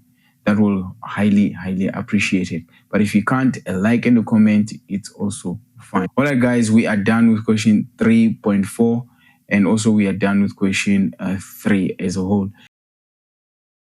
Right, guys, here's our question 4. As you can see, question 4 has 4 questions. So we will be dealing with differentiation here on this question. We're going to start with question 4.1. Post it where there is space and let's solve it. All right, guys, here's our 4.1. As you can see, we are given the function here. So the function goes like this. F of x is equaling to x cubed minus 2x minus 4. Now we have the statement here. Let's read the statement and see what is it that they want from us here. They say, using differentiation, calculate the coordinates of the turning point and the point of inflation, and also distinguish between the maximum and the minimum turning point by using the second derivative. So let's analyze this question. First of all, they want us to use differentiation here, and they want us to find the coordinates, but the coordinates of turning point then, and also the point of inflation. So these are the coordinates that we should look for. And then they want us to distinguish between the maximum and the minimum turning point using the second derivative. Right, so we're going to start by calculating the coordinates of the turning point. So when we calculate the coordinates of the turning point, the function that is given to us here, we need to derive it once and equate it to 0. So when we derive this function that is given to us there, we're going to have dy over dx, which is equaling to 0, which is equaling to the derivative of the function there. So the first term, we're going to have 3x squared. The second term, we're going to have 2. And the last term is going to be 0 because it's a constant. Remember, when we're deriving the constant, the answer is 0. So when it's like this now, we have to solve for x. So let's solve for x. If we transpose this negative 2 to the left-hand side, remember the left-hand side is equaling to 0. It's going to give us positive 2, which is equaling to 3x squared. Let me rewrite it like this. 3x squared is equaling to 2. There we go. We divide by 3 throughout. So if we divide by 3 on both sides, we'll be left with x squared on the left-hand side. And then on the right-hand side, we're going to have 2 over 3. But we are not looking for x squared. We're looking for only x. So we need to square root on the left-hand side and on the right-hand side. But what you do on the left-hand side, I was also able to do on the right-hand side. So our x is going to be equaling to plus or minus the square root of 2 over 3, or plus or minus 0.816. There we go. So this here is going to be our x. Now that we managed to find our x, we need to find our y value. So our y values, we're going to have to substitute these x's on the original.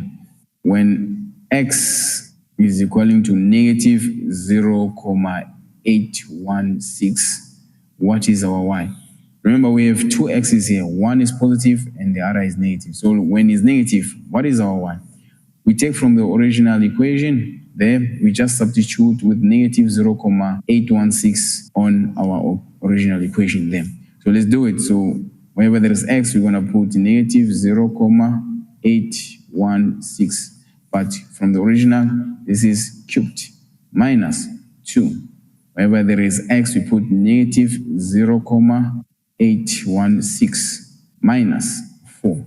You put this on your calculator, you get your answer, which is going to be negative 2.911 approximately. So even if you leave it like this, we can say this is our y. So you can say turning point 1, the coordinates are when x is negative 0.816, your y is going to be negative 2,911. There we go. So time for us to find the coordinate of turning point 2. So we do similar thing that we did there. When x is equaling to 0,816, remember this is 0,816. These are x values, but we have the negative and the positive. So this time around, when it's positive, what is our y? So let's create space a bit here so that you can able to solve it. Right. So as you can see, the original is here, underlining it there. Wherever there is x, we substitute with 0,816. So we know that 0,816 cubed minus 2 multiplied by 0,816 minus 4.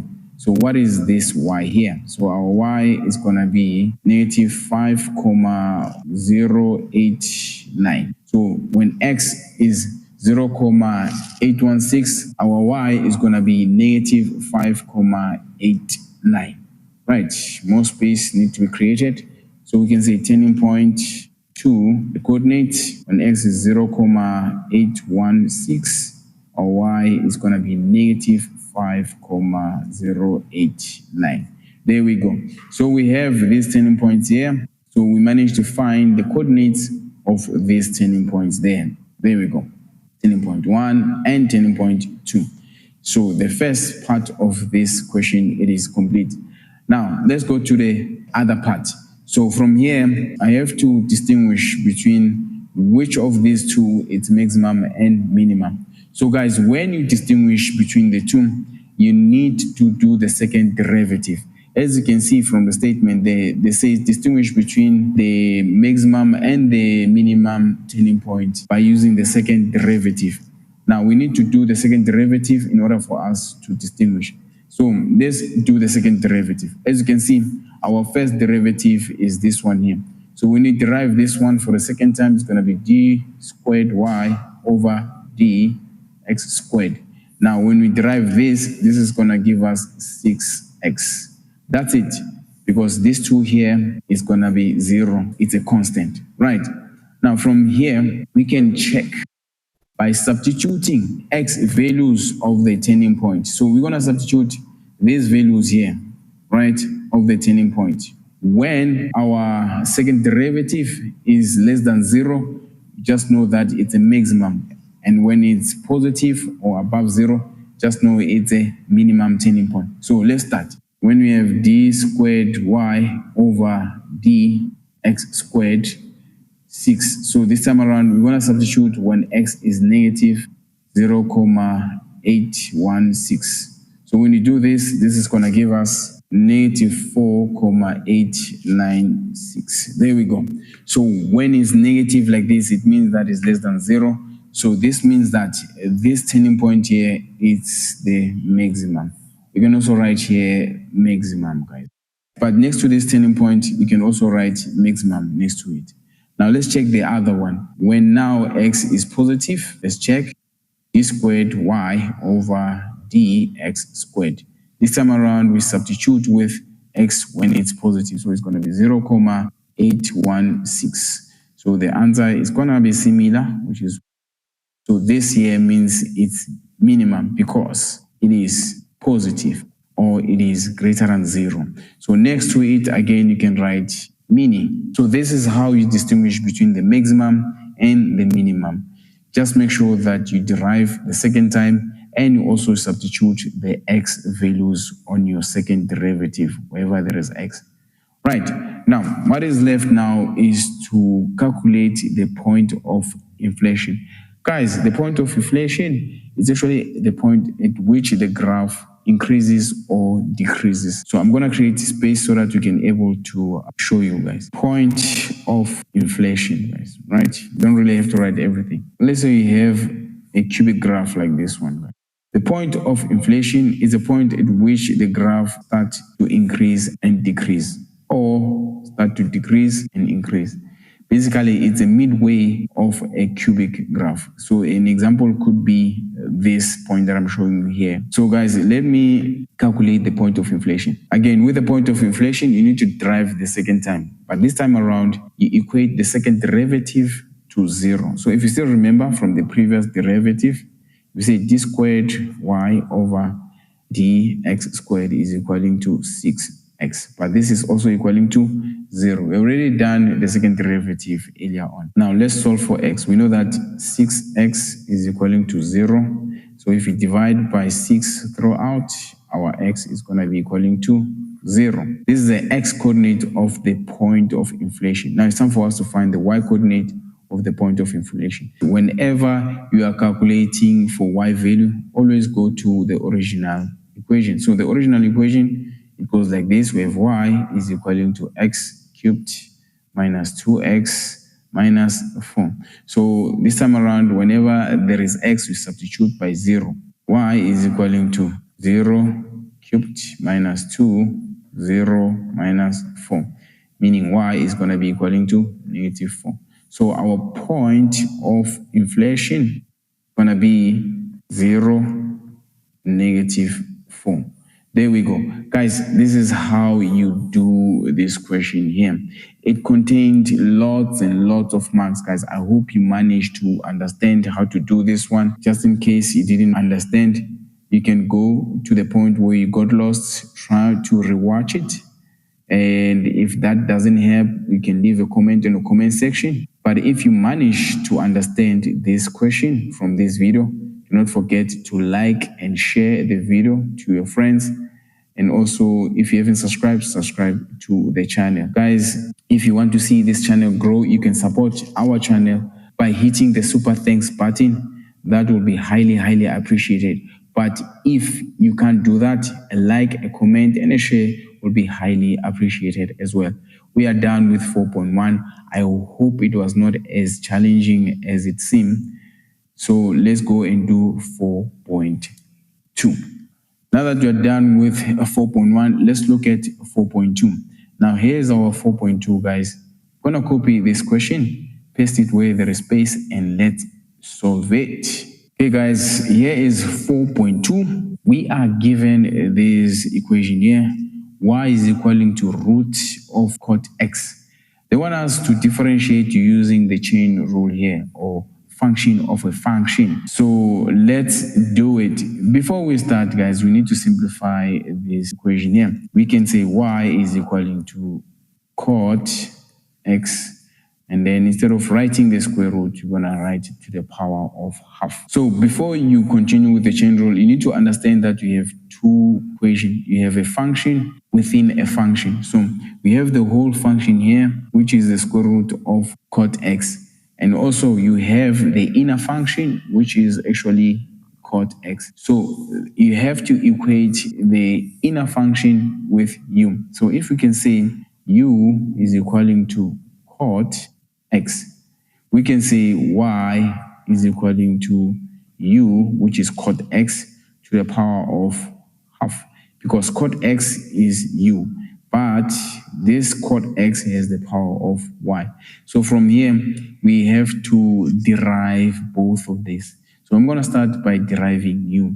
So when you say du over dx, remember we are deriving u with respect to x. So the derivative of cot x is actually negative cosec x. There we go. You can go to the formula sheet. The answer, it is there on the formula sheet. But then what about the derivative of u to the power of half? Again, here, do not forget, it's going to be dy over du. This time around, we are deriving y with respect to u. Right, so this is a standard derivative.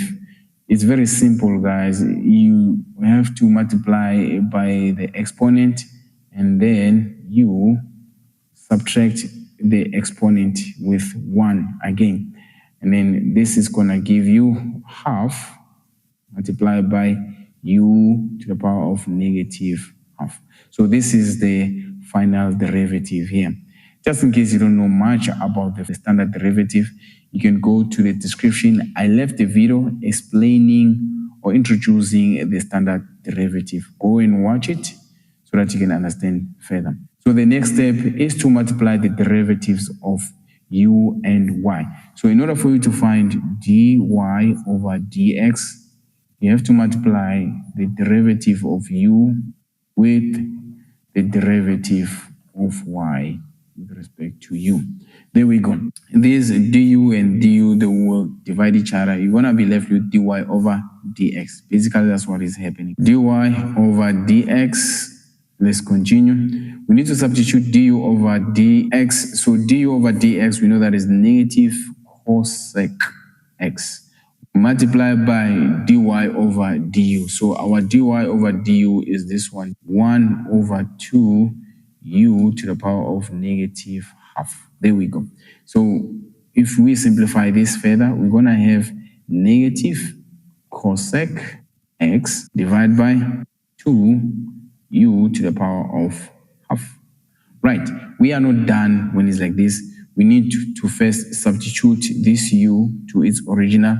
Remember, u is cot, so we need to substitute that u. So we're going to write negative cosec x divided by 2. Instead of writing the power of half, we're going to put this inside the square root. And then instead of writing u, we're going to write cot x. There we go. So here's our answer here. I hope you can manage to see the final answer. It was really not that difficult to do it. What you needed to know is how to do the chain rule. Just in case you didn't understand or you don't know much about the chain rule, I left a video on the description explaining how does the chain rule work and how to apply it. So you can go to that description, click on the link, and also the very same video will pop up on the top right of this one that you're watching here.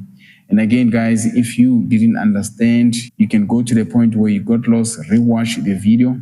And if that doesn't help, you can also leave a comment in the comment section. But if this part of the video helped you to understand how to differentiate using the chain rule, you can like the video, share the video. If you haven't subscribed, subscribe to the channel. If you want to support us, guys, if you want to see the channel grow, you can also hit the super thanks button. That will be highly appreciated. But if you can't, likes and share are really appreciated as well. All right, guys, we are done with 4.2. We're going to do 4.3. Let's do 4.3 here, guys. So I'm going to copy this question, paste it where there is space, and we solve it. All right, guys, let's look at 4.3. Now, 4.3, they want us to differentiate with respect to y, meaning now this is going to be equaling to x. Just in case you're not used to this, pay attention to this. It was a little bit of trick there. So you must also make sure that you are aware of this while you're solving. All right, so before you differentiate, there are a few things that you need to do, guys, here. You need to check each and every term, whether it is simplified or not. Now, when I look at the first term, I can see that it needs to be simplified. The second term also needs to be simplified, and the rest, they are fine. So it means that we need to simplify before we differentiate. So let's do it. X is equaling to, the first term, we need to take this y from the denominator to the numerator. So we know that this y is y to the power of 1 over 3. So if we take it to the numerator, it's going to be y to the power of negative 1 over 3. There we go. Now we go to the next term. The next term, we have 1 over cosec 2y. So this here is an inverse of sine. So you can rewrite it as sine 2y. There we go. Just in case you don't know much about inverses, I will leave a video on the description explaining these inverses there. Go to that video, click on that link, and also the very same video will pop up on the top right of this one here. Right, so let's continue. Now let's look at the third term. We have natural log y. So this one is already simplified. Nothing we can do there. Let's look at the fourth term. We have e to the power of 2y over 4. There we go. And let's look at this term here. We have 5 to the power of 3 pi y over 2. All right, let's look at the second last term here. We have minus them. Anything to the power of 0, we know that is equaling to 1. Doesn't matter, guys, what it is. As long as it has the power of 0 is equaling to 1. We continue on the last term. We change nothing. We have 6p, then y. Right, so when it's like this now, we can able to differentiate. But before you differentiate, make sure you recognize each and every term, what type of derivative that you need to apply here. All right, so let's do it. So this time we're going to say dx over dy. Do not forget, guys, we are deriving x with respect to y. So the standard derivative on the first term is going to be negative 1 over 3. There we go. Multiply by y. Then we have negative 1 over 3 minus 1. So this is the first term. Now let's look at the second term. We have minus there on the second term. We have 2y, the coefficient of y. So when we do this one, we know that this 2 is going to be multiplying the whole thing. And then now, what is the derivative of sine? It's going to be cos, positive cos, by the way. And then 2y. Just in case you don't know much about the trigonometric derivatives, I'll leave a video on the description where I explain how this came about. So you can go to that video, click on the link, and also the video will pop up on the top right of this one here. All right, let's go to the third term, which is ln y. When we derive this term, it's going to be 1 over y. Again, for this one, guys, you can go to the description. I left the video where I explain how to derive this one as well. So go to that video. Right, let's go to the fourth one. This is an exponential because y is an exponent. So with an exponential, we know that this is going to be minus, multiplied by minus 2. There we go. E to the power of negative 2y. This 2 here is a coefficient of y. Divide by 4. Natural log e. So this is an exponential. Again, there is a video on exponential derivative. I will also going to leave that video on the description, and also the video will pop up on the top right of this one here. All right, let's look at the fifth term. When we differentiate the fifth term, which is also an exponential equation or derivative, we're going to apply the very same thing that we did on the previous term. We're going to multiply by the coefficient of y, which is in this case 3 pi. And then we multiply by the base, which is 5 to the power of 3 pi y. Divide by 2. Let us not forget that natural log, then 5. Right, or the base. Now, let's look at the second last term, which is negative 1. This is a constant here, even if you put negative 0. And then the last term, which we have plus 6py, this is going to give us plus 6p. I hope you can able to see that. Guys, this is how you differentiate each and every term that we have here. Well, when it's like this, guys, it's mess is not simplified. How about we simplify the terms that needs to be simplified? So we continue dx over dy. Let's start with the first term. As you can see, the first term we have negative 1 multiplied by y. We can say y to the power of negative. Let's not forget we have negative 1 over 3 minus 1. So it's going to give us the power of negative 4 over 3. There we go. Divide by 3 there. Right. Minus 2 cos 2y. So the second term doesn't need to be simplified. And the third term is still fine. We don't need to simplify it. But the fourth term, we have negative multiplied by negative. First of all, this is going to be positive. And we're going to have this 2 divided by 4. So 2 divided by 4, it's actually half or 1 over 2. So meaning on the numerator, that one we multiply with e to the power of negative 2y. There we go. Divide by 2. Now, natural log e is the same as 1. So even if you don't write it, it's fine. Plus, right. Let's look at the third last term. So here you don't do nothing. It is fine like this. 3 pi multiplied by the base divided by 2. Natural log 5. Guys, on this one, people tend to multiply this 3 pi with the base. Do not multiply these two, guys.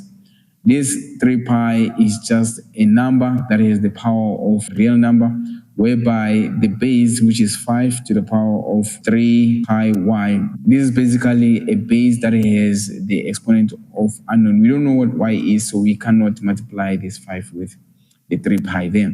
And then we say minus 0. Please include this 0. Sometimes it's a mark. Then we say plus 6. Right, so this is your answer. You can go further though and simplify the first term. So let me just create the space there so that you can see the final answer. Let's continue. Dx over dy is going to give you negative 1 over, it's time for us to change here. If we change this exponent to positive, this is going to be y to the power of 4 over 3 minus 2 cos 2y plus 1 over y plus e to the power of negative 2y over 2 plus 3 pi multiplied by 5, 3 pi y divided by 2 natural log 5 minus 0 plus 6p. Guys, this is your final answer. I wouldn't say don't go further than this, guys. This is enough. All these derivatives that you see here, we've done them before on this channel. I'm also going to leave a playlist with the polynomials where it contains different type of derivatives. So go and click on that playlist and see how I solve a lot of polynomials similar to this one. If this video helped you to understand, do not forget to like, share, and also subscribe to the channel if you haven't subscribed to the channel. If you want to see this channel to grow, or if you want to support us, guys, you can also hit the super thanks button. That will be highly appreciated. But if you can't, the like, comment, and the sharing will be highly appreciated as well. Just in case you didn't understand, you can go to the point where you didn't understand and rewatch it. If that doesn't help, you can leave a comment in the comment section. Guys, we are done with 4.3. It's time for us to do 4.4. Okay, guys, let's look at 4.4. I will copy this question, paste it where there is space, and let's solve it. All right, guys, let's look at 4.4. By using the quotient rule, differentiate y is equal to cot x. Right, so this time around, they want us to use this rule here, which is the quotient rule. Just in case you didn't know, we know that you can represent cot as cos x over sine x. So this is a way that you can use the quotient rule. Remember the quotient rule, it needs the numerator and the denominator. Some people, they prefer to do it this way, 1 over tan x. Still, both of these will give us the correct answer.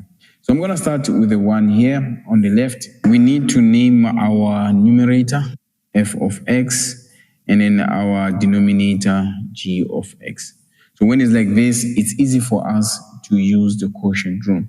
Now, f of x prime is a derivative of the numerator, which is cos. What is the derivative of cos? It's going to give us negative sine x. And then g of x prime is a derivative of the denominator. In this case, is sine. So what is the derivative of sine? Is going to be positive cos x.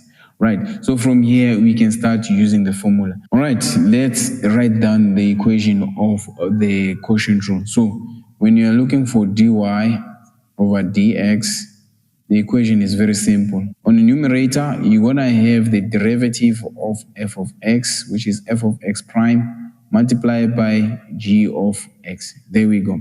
Minus. Now, the second term on the numerator, this time around, f of x multiplied by g of x prime, the derivative of g of x. All this is going to be divided by g of x squared. There we go. So basically, this is the formula that you're going to use when you derive using the quotient rule. Right, so we're going to continue here. Let me just create some sort of space there, and let me erase this one here. So if you continue from here, we can say dy over dx. F of x prime is going to be negative sine x multiplied by g of x. G of x is just sine x. There we go. Let us not forget the equation says minus here. So we say minus. F of x is going to be cos x multiplied by g of x prime, which is going to be cos. So it's going to be cos x.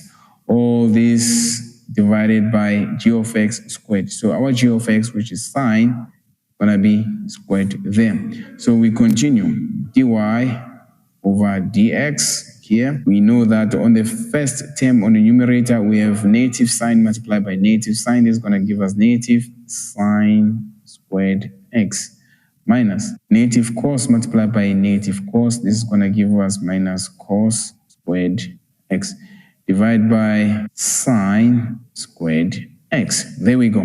So on the numerator there, we can take out the common factor, which is negative 1. There we go. We'll be left with sine squared x plus cos squared x divided by sine squared x. There we go. Now, when you look on the numerator, if you continue here, when you look at the numerator, we know that sine squared x plus cos squared x, that is going to give us 1 multiplied by 1. So this is going to give us negative 1. Just in case you didn't know, guys, I'm going to write it here. Sine squared x plus cos squared x. This is equaling to 1. That is a square identity, guys. Now, let's continue. If this is negative 1 multiplied by 1, so we're going to have negative 1 on the numerator. Divide by sine squared x. Right. We create a bit of space there. So we can say dy over dx. We know that negative 1 over sine squared, we can use the inverses here. We know that it's going to be negative cosec squared x. There we go. This is our final answer when we take this route here. Really, it was really not that difficult. So you needed to know your inverses here. So how about when you use this one of 1 over tan? So on this one, you can see f of x is 1, and then g of x is actually tan x. So f of x prime on this one is going to be 0, and then g of x prime is going to be sec squared x. There we go. So let's see if we can able to use this formula here for this one. The formula goes like this: dy over dx, remember, is a derivative of f of x, which is going to be 0, multiplied by g of x, our g of x, which is tan x, minus. Now, the second term on the numerator, we have f of x, which is 1, multiplied by the derivative of g of x, which is sec squared x. All this is divided by g of x squared, tan x squared. There we go. Now, if we continue here, we will have 0 multiplied by tan on the numerator, which is 0.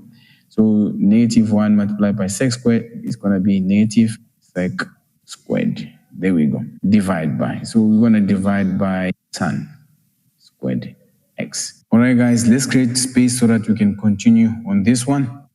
Hey, the market is coming. When we continue here, guys, we can write this negative sec as negative 1 over cos squared x. There we go. Divide by. We can write tan squared x as sine squared x divided by cos squared x.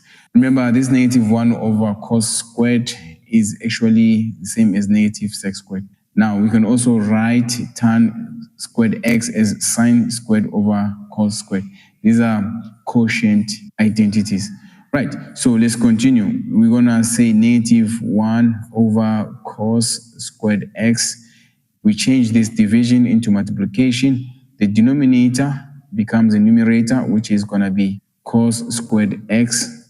And then the numerator becomes the denominator, which was sine squared x there. So we know that this cos squared x and that cos squared x will divide each other. You'll be left with negative 1 on the numerator, and then the denominator you're left with sine squared x. So this here, we know that 1 over sine is cosec. So we can say minus, then 1 over sine is going to be cosec. Let's not forget the square there. So as you can see, this is the same as that one there, guys. So these two answers are the same. I hope you guys managed to understand this, because it was really not that difficult, even though I show you 2 ways of solving this. So I hope you managed to understand it. If it so happened that you didn't understand it, you can go to the point where you got lost, rewatch at that point, and if still you don't understand, You can leave a comment in the comment section. I'll try to answer you to my level best. But if this part of the video helped you to understand, do not forget to like, share, and also comment. If you haven't subscribed to the channel, subscribe to the channel. Guys, if you want to support this channel, you can also hit the super thanks button. That will be highly appreciated. But if you can't do that, you can always like, share, and subscribe if you haven't subscribed. All right, guys, we are done with question 4. Next time we'll do question 5. So here's our question 5. Question 5 consists of 5 questions. We have 5.1, 5.2, 5.3, which has 2 questions underneath it, and 5.4. So we're going to start with 5.1, and then we copy this problem, paste it with the space, and let's solve it. Well, guys, here is our 5.1. Now, they want us to integrate the following terms of x. So we have to integrate these terms here. So before we do some integration, we need to check which of the following terms needs to be simplified. Remember, guys, you cannot integrate with some of the terms like term 1 and term 3 them. You need to simplify them. So before we integrate, we have to simplify. When you simplify, guys, you have to include the sigma there and then the dx as well. So let's start with the first term. The first term, we have 3 over sec 4x. We cannot integrate with the trigonometric ratio like this. So we need to change this using the inverses. 1 over sec, we know that is the same as cos. So we can say 3, which is a coefficient. And then instead of writing 1 over sec 4x, we can write cos 4x. There we go. Move to the second term. The second term is fine. No simplification is required. We're just going to rewrite it as it is. We have negative 7 multiplied by 5 to the power of 3 pi x. There we go. Plus the third term. Now the third term also needs to be simplified. We have 9 over e to the power of negative 3x. We need to take this e to the numerator. So we're going to write it as 9e to the power of 3x. There we go. Plus, now this term here, which is the fourth term, is fine. There's no simplification required there. Minus, when we look at this fifth term, we don't need to simplify it. We have 3 pi over x. We can integrate this one as well. The last but not least, we have pi over 6 multiplied by cos x squared pi x. So this one also doesn't need to be simplified. So we're going to write it as it is, guys. There we go. Right, dx. Let us not forget that we have dx there. Guys, when you simplify, make sure that the sigma and dx appear on your simplification.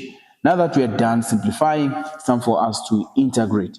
Right, so before you integrate, you need to check each and every term and try to identify what type of integral that you need to apply on each term. Now let's start with the first term. As you can see, the first term here, we have the integral of trigonometric ratios. So what is the integral of cos? First of all, we need to multiply this by the coefficient, which is 3. But the integral of cos, we know that it's going to be positive sign. But let's not forget that we have cos 4x. So this 4x is going to be part of the integral. But then we need to divide by the coefficient of x. In this case, that coefficient is 4. Now we are done integrating this one. Just in case you want to know how to integrate the trigonometric ratios, you can go to the description. I left a video where I explain how to integrate trigonometric ratios. And also the very same video will pop up on the top right of the one that you're watching here. Now let's go to the next one. We say minus. Now this second term, when you integrate this one, guys, as you can see, our x is an exponent there. So this means that this is an exponential integral. So when you integrate this one here, you're gonna multiply this 7 with 5 to the power of 3 pi x as it is. But then when we divide there, we want to multiply the denominator with the coefficient of x. In this case, is 3 pi. And then we say natural log the base. Remember, our base here is 5. Right, again, if you don't know how to integrate exponentials, you can go to the description. I left a video where I introduced the integral of exponentials. Also, the very same video will pop up on the top right of this one here. Now, let's go to the third term. Also, the third term, it's an exponential integral. As you can see, x is the exponent there. We do similar to what we did on the previous term there. We're going to write 9e to the power of 3x. But we're going to divide by the coefficient of x. In this case is 3, natural log within the base. In this case, our base is in. Again, the video on how to integrate this type of the integral is on the description, guys. All right, let's do the fourth term. We say plus, as you can see, the fourth term we have pi multiplied by x to the power of negative 3. So this is a standard integral. Just in case you don't know much about standard integral, I will leave a video on the description, and also the very same video will pop up on the top right. That video explains a little bit more about the standard integral, but let's just do it here. So we're gonna have pi multiplied by x to the power of negative 3 plus 1. So the very same negative 3 plus 1, you divide by it there. Then we go to the next term. We have minus 3 pi, and then we know that this here is the same as 1 over x. The integral of 1 over x is natural log x. Again, this one, guys, if you don't know how to do it, you can go to the description. I left a video where I explain this type of integral, and the very same video will pop up on the top right of this one that you're watching here. Go and click on that video and watch so that you can understand better. All right, the last term here is time for us to do it. So we can say plus. Now, on the last term, we know that we have pi over 6 as a coefficient. Now it's time for us to integrate the trigonometric ratio there. Guys, when you integrate this one, it's going to be cot. Then let's not forget we have pi x. But remember, when we integrate the trigonometric ratio, we divide by the coefficient of x here, which is pi. Right, now that we are done integrating everything, let us not forget to add plus c. So guys, this is how you integrate each and every term here, but we need to simplify each term further. So I'm gonna simplify it here. So the first term is fine, there's no need for us to simplify it. We're just gonna rewrite it as it is. We have 3 sine 4x divided by 4. And also second term is fine, we're gonna rewrite it as it is. There's no need for us to simplify it because it's already simplified. So let's just rewrite it here. 3 pi and natural log 5 then. Now let's go to the third term. Third term needs to be simplified, guys. We have 9 over 3. That is going to give us 3.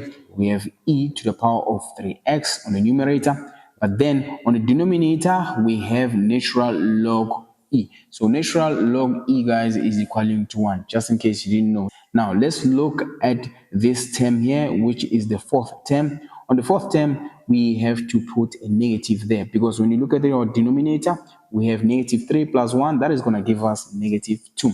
But on the numerator, we're still going to have pi and x to the power of negative 3 plus 1. That is going to give us negative 2 divided by the 2. Remember, this 2 is responsible for this negative there. Now let's look at the sixth term. The sixth term, everything is fine. It's simplified as it is. We're just going to rewrite it as it is. 3 pi natural log. And then the last term, which is pi over 6 multiplied by cot pi x over pi. Now, if you can look at pi, we have pi on the numerator and pi on the denominator. They're going to divide each other. So you're going to be left with cot pi x divided by 6 plus c. Guys, this is how you do this one here. I hope you managed to understand how to do this one. Just in case you did not understand, you can go to the point where you got lost. Try to rewatch it from that point, and if that doesn't help still, you can leave a comment in the comment section. I'll try to help you to my level best. But if this part of the video helped you to understand how to solve this type of problems, you can leave a like, share, and also subscribe if you haven't subscribed to the channel. But if you want to see the channel grow and also to provide you with a high quality of content, you can hit the super like button there. We'll really appreciate it. But if you can't hit the super like button, you can always like, share, and subscribe. We really appreciate that, guys. Guys, we are done with 5.1. We'll be doing 5.2. All right, guys, we are done with 5.1. Let's do 5.2. I'll copy this question, paste it with the space, and let's do it. All right, guys, here is our 5.2. Now 5.2, they want us to calculate the voltage, but let's read the question here. The question goes like this: the impedance of a circuit is given by the equation. Now here's the equation that they are talking about there on the question, and they want us to determine V there. As you can see, we have a sigma and we have the upper limit and the lower limit. So we have to integrate here as well. But let's look at our upper limit. Our upper limit is given in radians, guys. So it's best to change these radians into degrees. So when you do that, you multiply the radians with 180 divided by pi. Now, when you do this, it's going to give you 90 degrees. So it's better to change from radians to degrees. I find it easier that way. So you have to rewrite the equation there. Remember, V is equal to sigma, our upper limit, which is going to be 90 degrees, our lower limit, which is 0, open bracket, sine x minus cos x dx. There we go. Just in case you don't know what's happening here, these are definite integrals. So if you want to know about definite integrals, we can go to the playlist. I've made lots of videos on definite integrals. All right, guys, let's do the next step. So the next step here, we integrate. So let's put this inside the bracket. So we're going to start with sine x. What is the integral of sine x? It's going to be negative cos x minus. Now, what is the integral of cos x? It's going to be positive sine. But since we have negative here, so there's going to be negative sine x. There we go. Because we are dealing with definite integral, you need to write your limits up here and down there. So here on top is the upper limit, and here below it's a lower limit. Guys, do not confuse these limits with powers. The next step here is to separate the integral of the upper limit and the integral of the lower limit. So the integral, guys, is the same, which is going to be negative cos x minus sine x. But this bracket here is for the upper limit, which is 90 degrees, minus the upper limit is always subtracted by the integral of the lower limit, which is the same, by the way, which is cos x minus sine x. But this time around, we have the lower limit. Guys, do not mistake this for the powers. These 90 and 0 here, they just represent the upper and the lower limit. Right, so let me continue here on top. Start by erasing this. If we continue, V is going to be, now it's time for us to substitute the limit. On the first bracket, we're going to substitute 90. So it's going to be negative cos 90 minus sine 90. So wherever there is x, guys, we're going to substitute with the upper limit. Then minus. Now, the second bracket is for the lower limit. We're going to do similar thing, but this time around, we're going to substitute with 0. There we go. 0. Wherever there is x, we substitute with 0. Right, so if you continue like this, this is going to give us negative 1 for the first bracket of the upper limit, minus, and then the lower limit, you're also going to have negative 1 as well. So the final answer here is going to give us 0 volts. So this is how you do this one here, guys. This is what we call the definite integrals. Just in case you didn't understand, you can go to the point where you got lost, go and watch from that point. If that doesn't help, you can leave a comment on the comment section. I'll try to help you to my level best. But if this part of the video helped you to understand, do not forget to like, share, and comment on the comment section. If you haven't subscribed to the channel, subscribe to the channel. If you want to support this channel, you can also hit the super thanks button. That will be really appreciated. But if you can't, like, comment, and sharing, that is also enough for us. All right, guys, I've made videos on definite integrals. You can go to the playlist and watch those videos. We are done with 5.2. It's time for us to do 5.3. Okay, guys, we are done with 5.2. It's time for us to do 5.3. As you can see, 5.3, it has 2 questions. So let's look at 5.3.1 then. We're going to copy this question, paste it where there is space, analyze it, and solve the problem. Right, guys, so let's look at 5.3.1. Now, the question goes like this. Sketch and clearly indicate the area enclosed by the graph of y is equal to x squared minus 2x minus 3, and the x-axis. Also show the representative strip to be used to calculate the area here. So this is the question that we have here. So let's analyze it.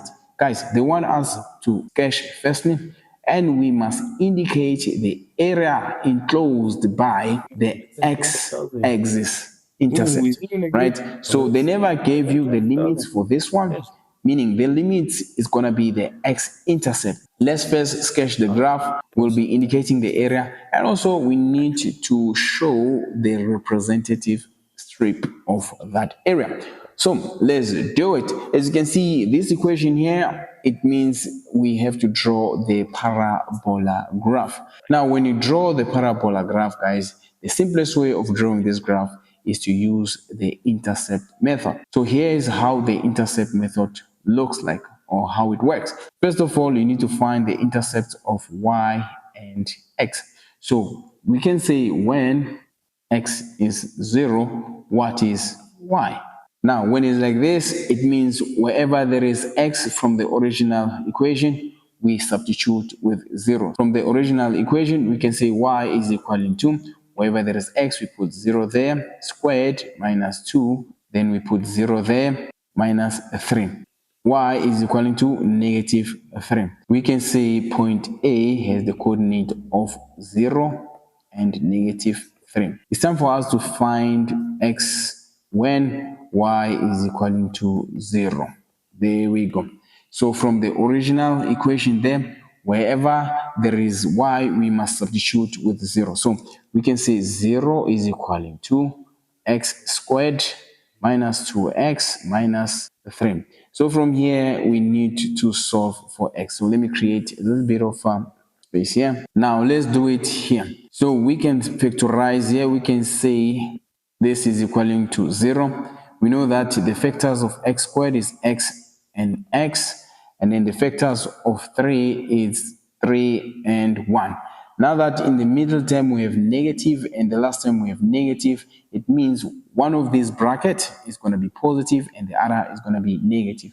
But let me first put negative for both of them. When I look at the term in the middle there, it has a negative sign. It means that the bigger factor of 3 is going to take the sign in the middle, which is going to be negative 3. So the smaller factor is going to be positive.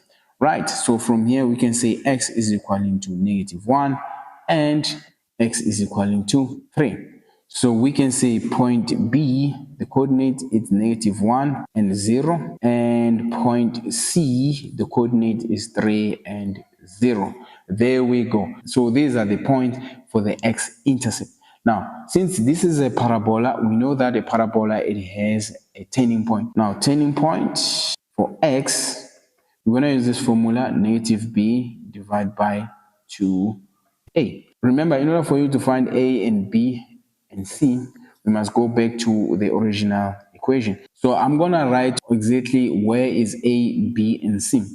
On a parabola, we have y is equal to a x squared plus bx plus c. So a is a coefficient of x squared. In this case here, a is going to be 1. And then b is a coefficient of x. In this case here, is going to be negative 2. Or c is a constant. So we're not going to use it on this equation here. So let's go back. We have negative. And then b here is going to be negative 2, close bracket. And then divide by 2. And then we have a. A is a coefficient of x squared, which is going to be 1. And if you continue here, x is equal to 1.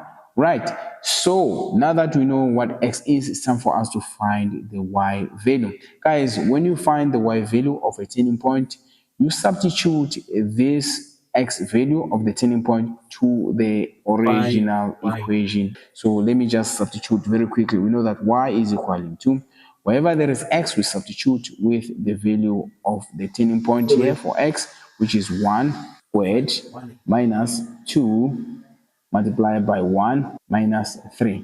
This here is going to give us negative 4. Right, so meaning our turning point, the coordinates for turning point is going to be 1 for x and negative 4 for y. Now that we have all the necessary points, we can able to draw our graph. So let's draw our parabola graph. So I'm gonna do this here and then draw our graph here, guys. Let me first draw the Cartesian plane.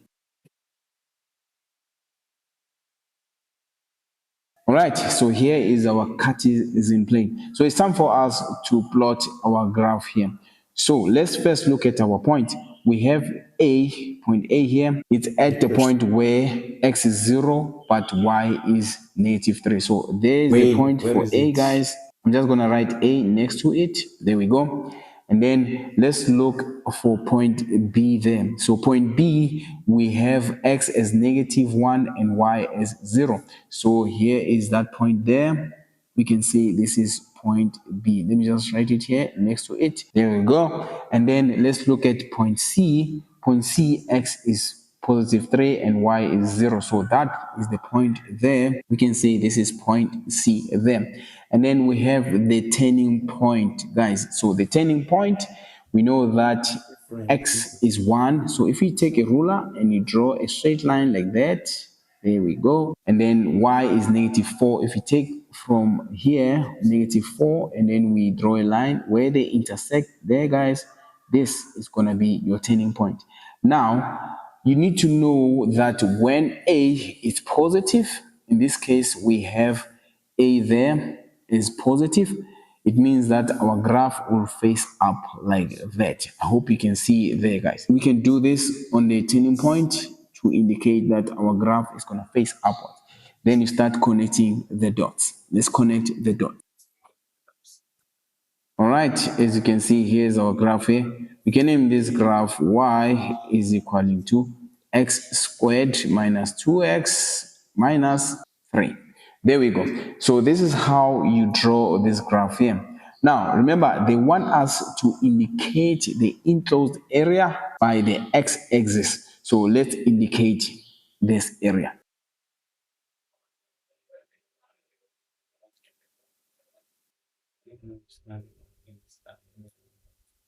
All right, guys, as you can see, I've highlighted the area and also I've shown the representative strip here with the blue line. Just in case you didn't understand, remember they said you must show the area that is enclosed in an x-axis, meaning on this type of equation, you only gonna use the x-intercept as your limit. So if you can look at this graph here, the x-intercept are actually your limit for this one. I hope you guys managed to understand how to do this one.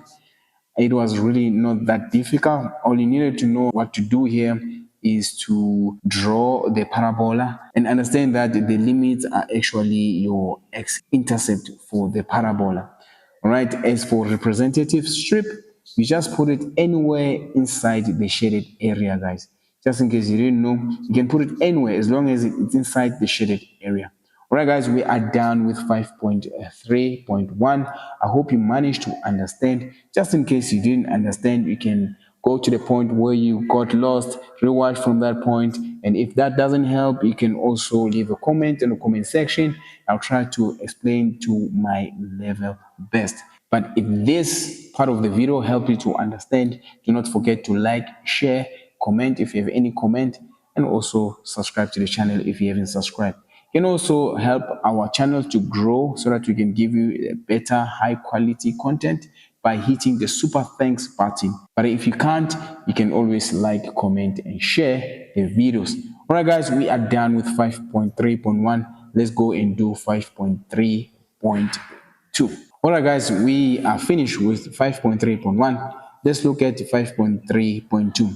Just in case, before we continue, 5.3.2 is actually the continuation of 5.3.1. So we're going to use the very same graph that we drew on 5.3.1 to solve 5.3.2. So let me just copy this question, paste it where there is space, and let's solve it. Okay, let's look at 5.3.2.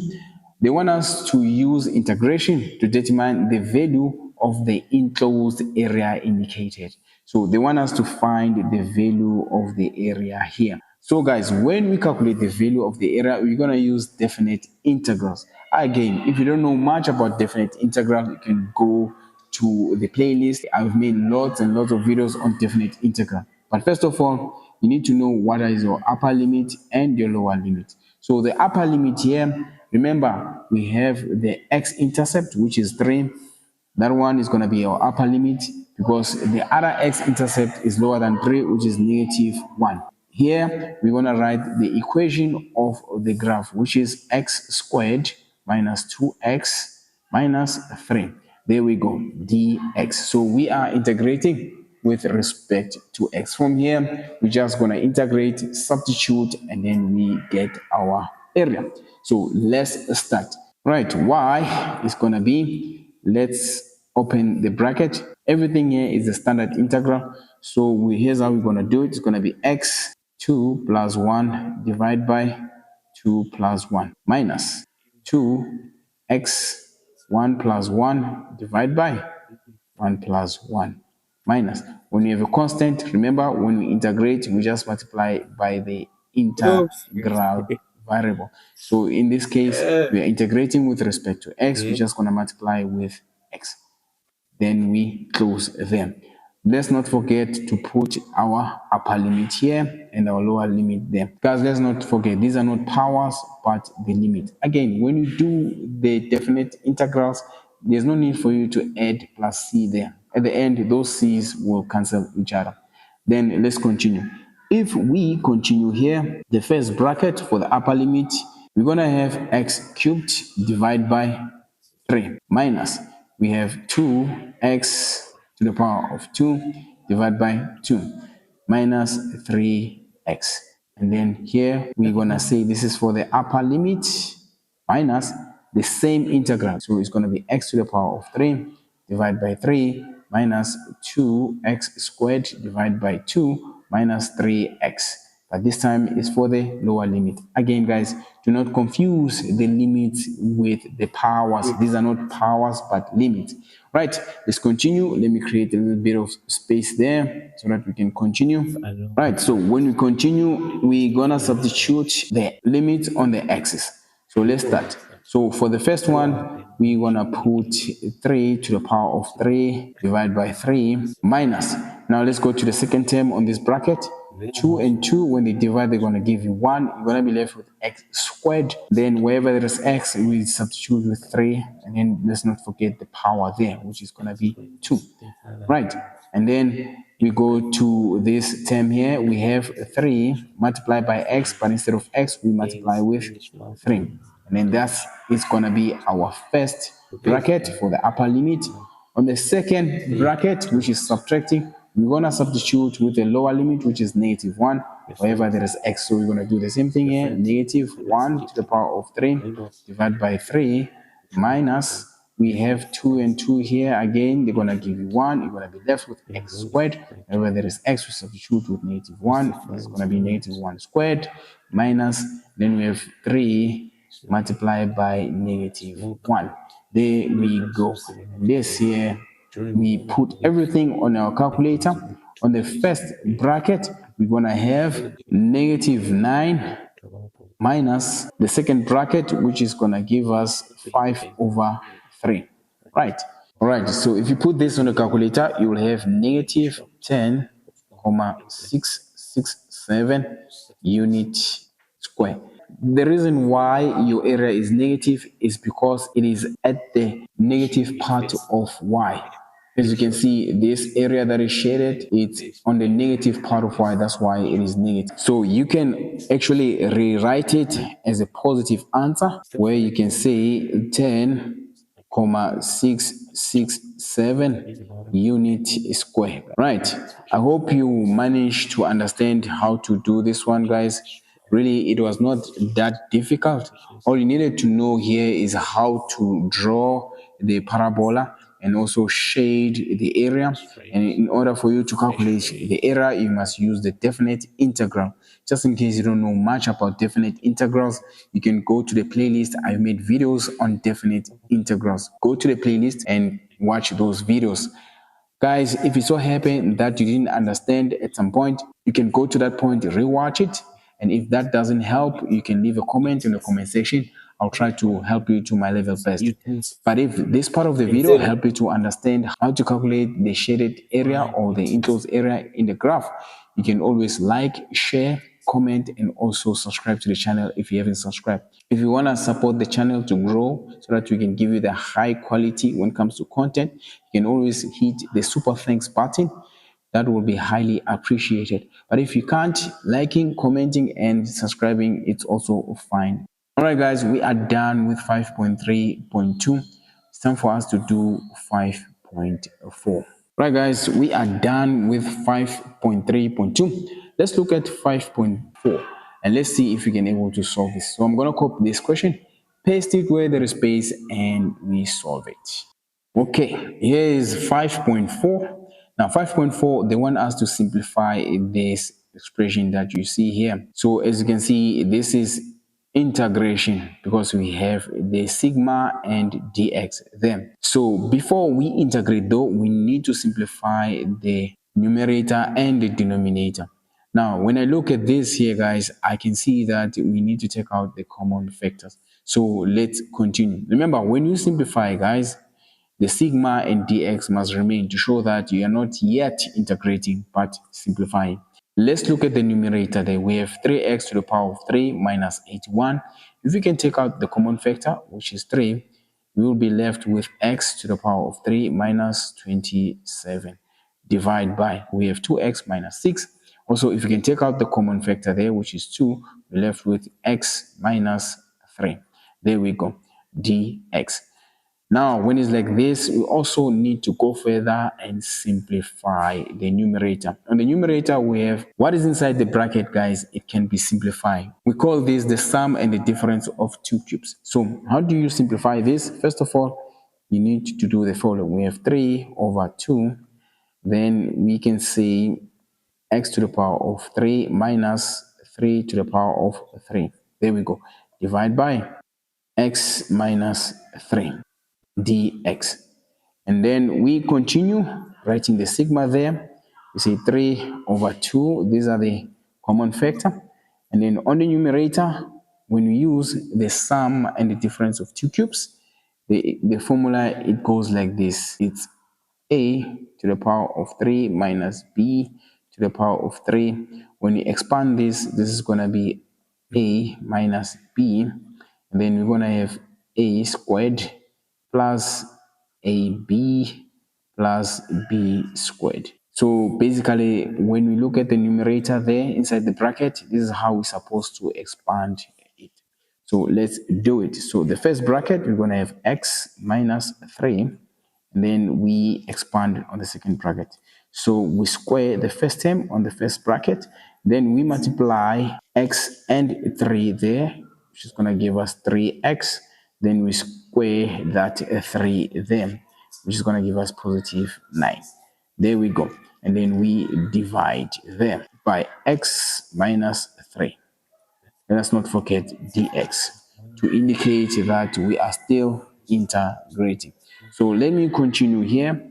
So we can say sigma. When you look at this here, we can say x minus 3 divided by x minus 3. That is going to give us 1. So we'll be left with 3 over 2.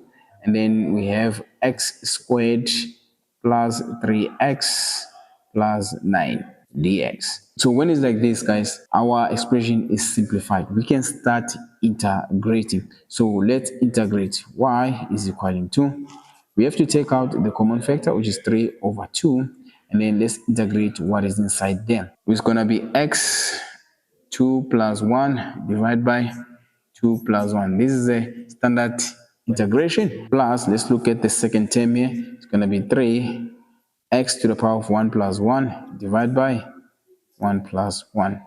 Now let's look at the last term. It's a constant. Remember, when we integrate, we multiply by the variable that we are integrating with respect to. In this case, is x. So it's going to be 9 multiplied by x, close bracket, plus c. Make sure that the c is outside the bracket, guys, because what is inside the bracket is going to be affected by the fraction here, which is 3 over 2. Right, so let's continue. Remember, this is not definite integral. They are just indefinite integral. So don't forget plus c there. So let's continue. We have 3 divided by 2. We're going to have x to the power of 3 divided by 3 plus we're going to have 3 x to the power of 2 divided by 2 plus 9x plus c. Right, so we need to remove the bracket by multiplying with our 3 over 2 outside the bracket. So when you do that, the first term is going to be 3 over 2 multiplied by x to the power of 3 over 3. This 3 and that 3, they will divide each other. So you're going to be left with x to the power of 3 divided by 2 for the first term. So let's look at the second term. So we're going to say 3 multiplied by 3x squared. This is going to give us 9x squared divided by, on the denominators, this is going to give us 4. Now we go to the third term inside the bracket, plus 3 multiplied by 9x, this is going to give us 27x divided by 2 because we have 2 multiplied by 1 there. Right, plus C. Guys, this is our final answer for 5.4.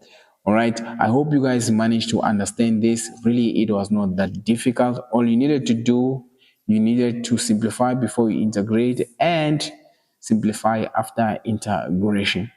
But if it so happened that you didn't understand, you can go to the point where you got lost, rewatch from that point, and if that still doesn't help, you can leave a comment in the comment section. I'll try to explain to my level best.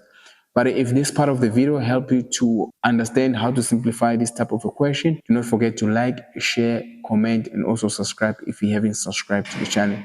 If you want to support this channel to grow so that we can give you high quality for content, you can always hit the super like button. That will be highly appreciated as well. But if you can't, you can always like, share, and subscribe to the channel. We also appreciate that as well.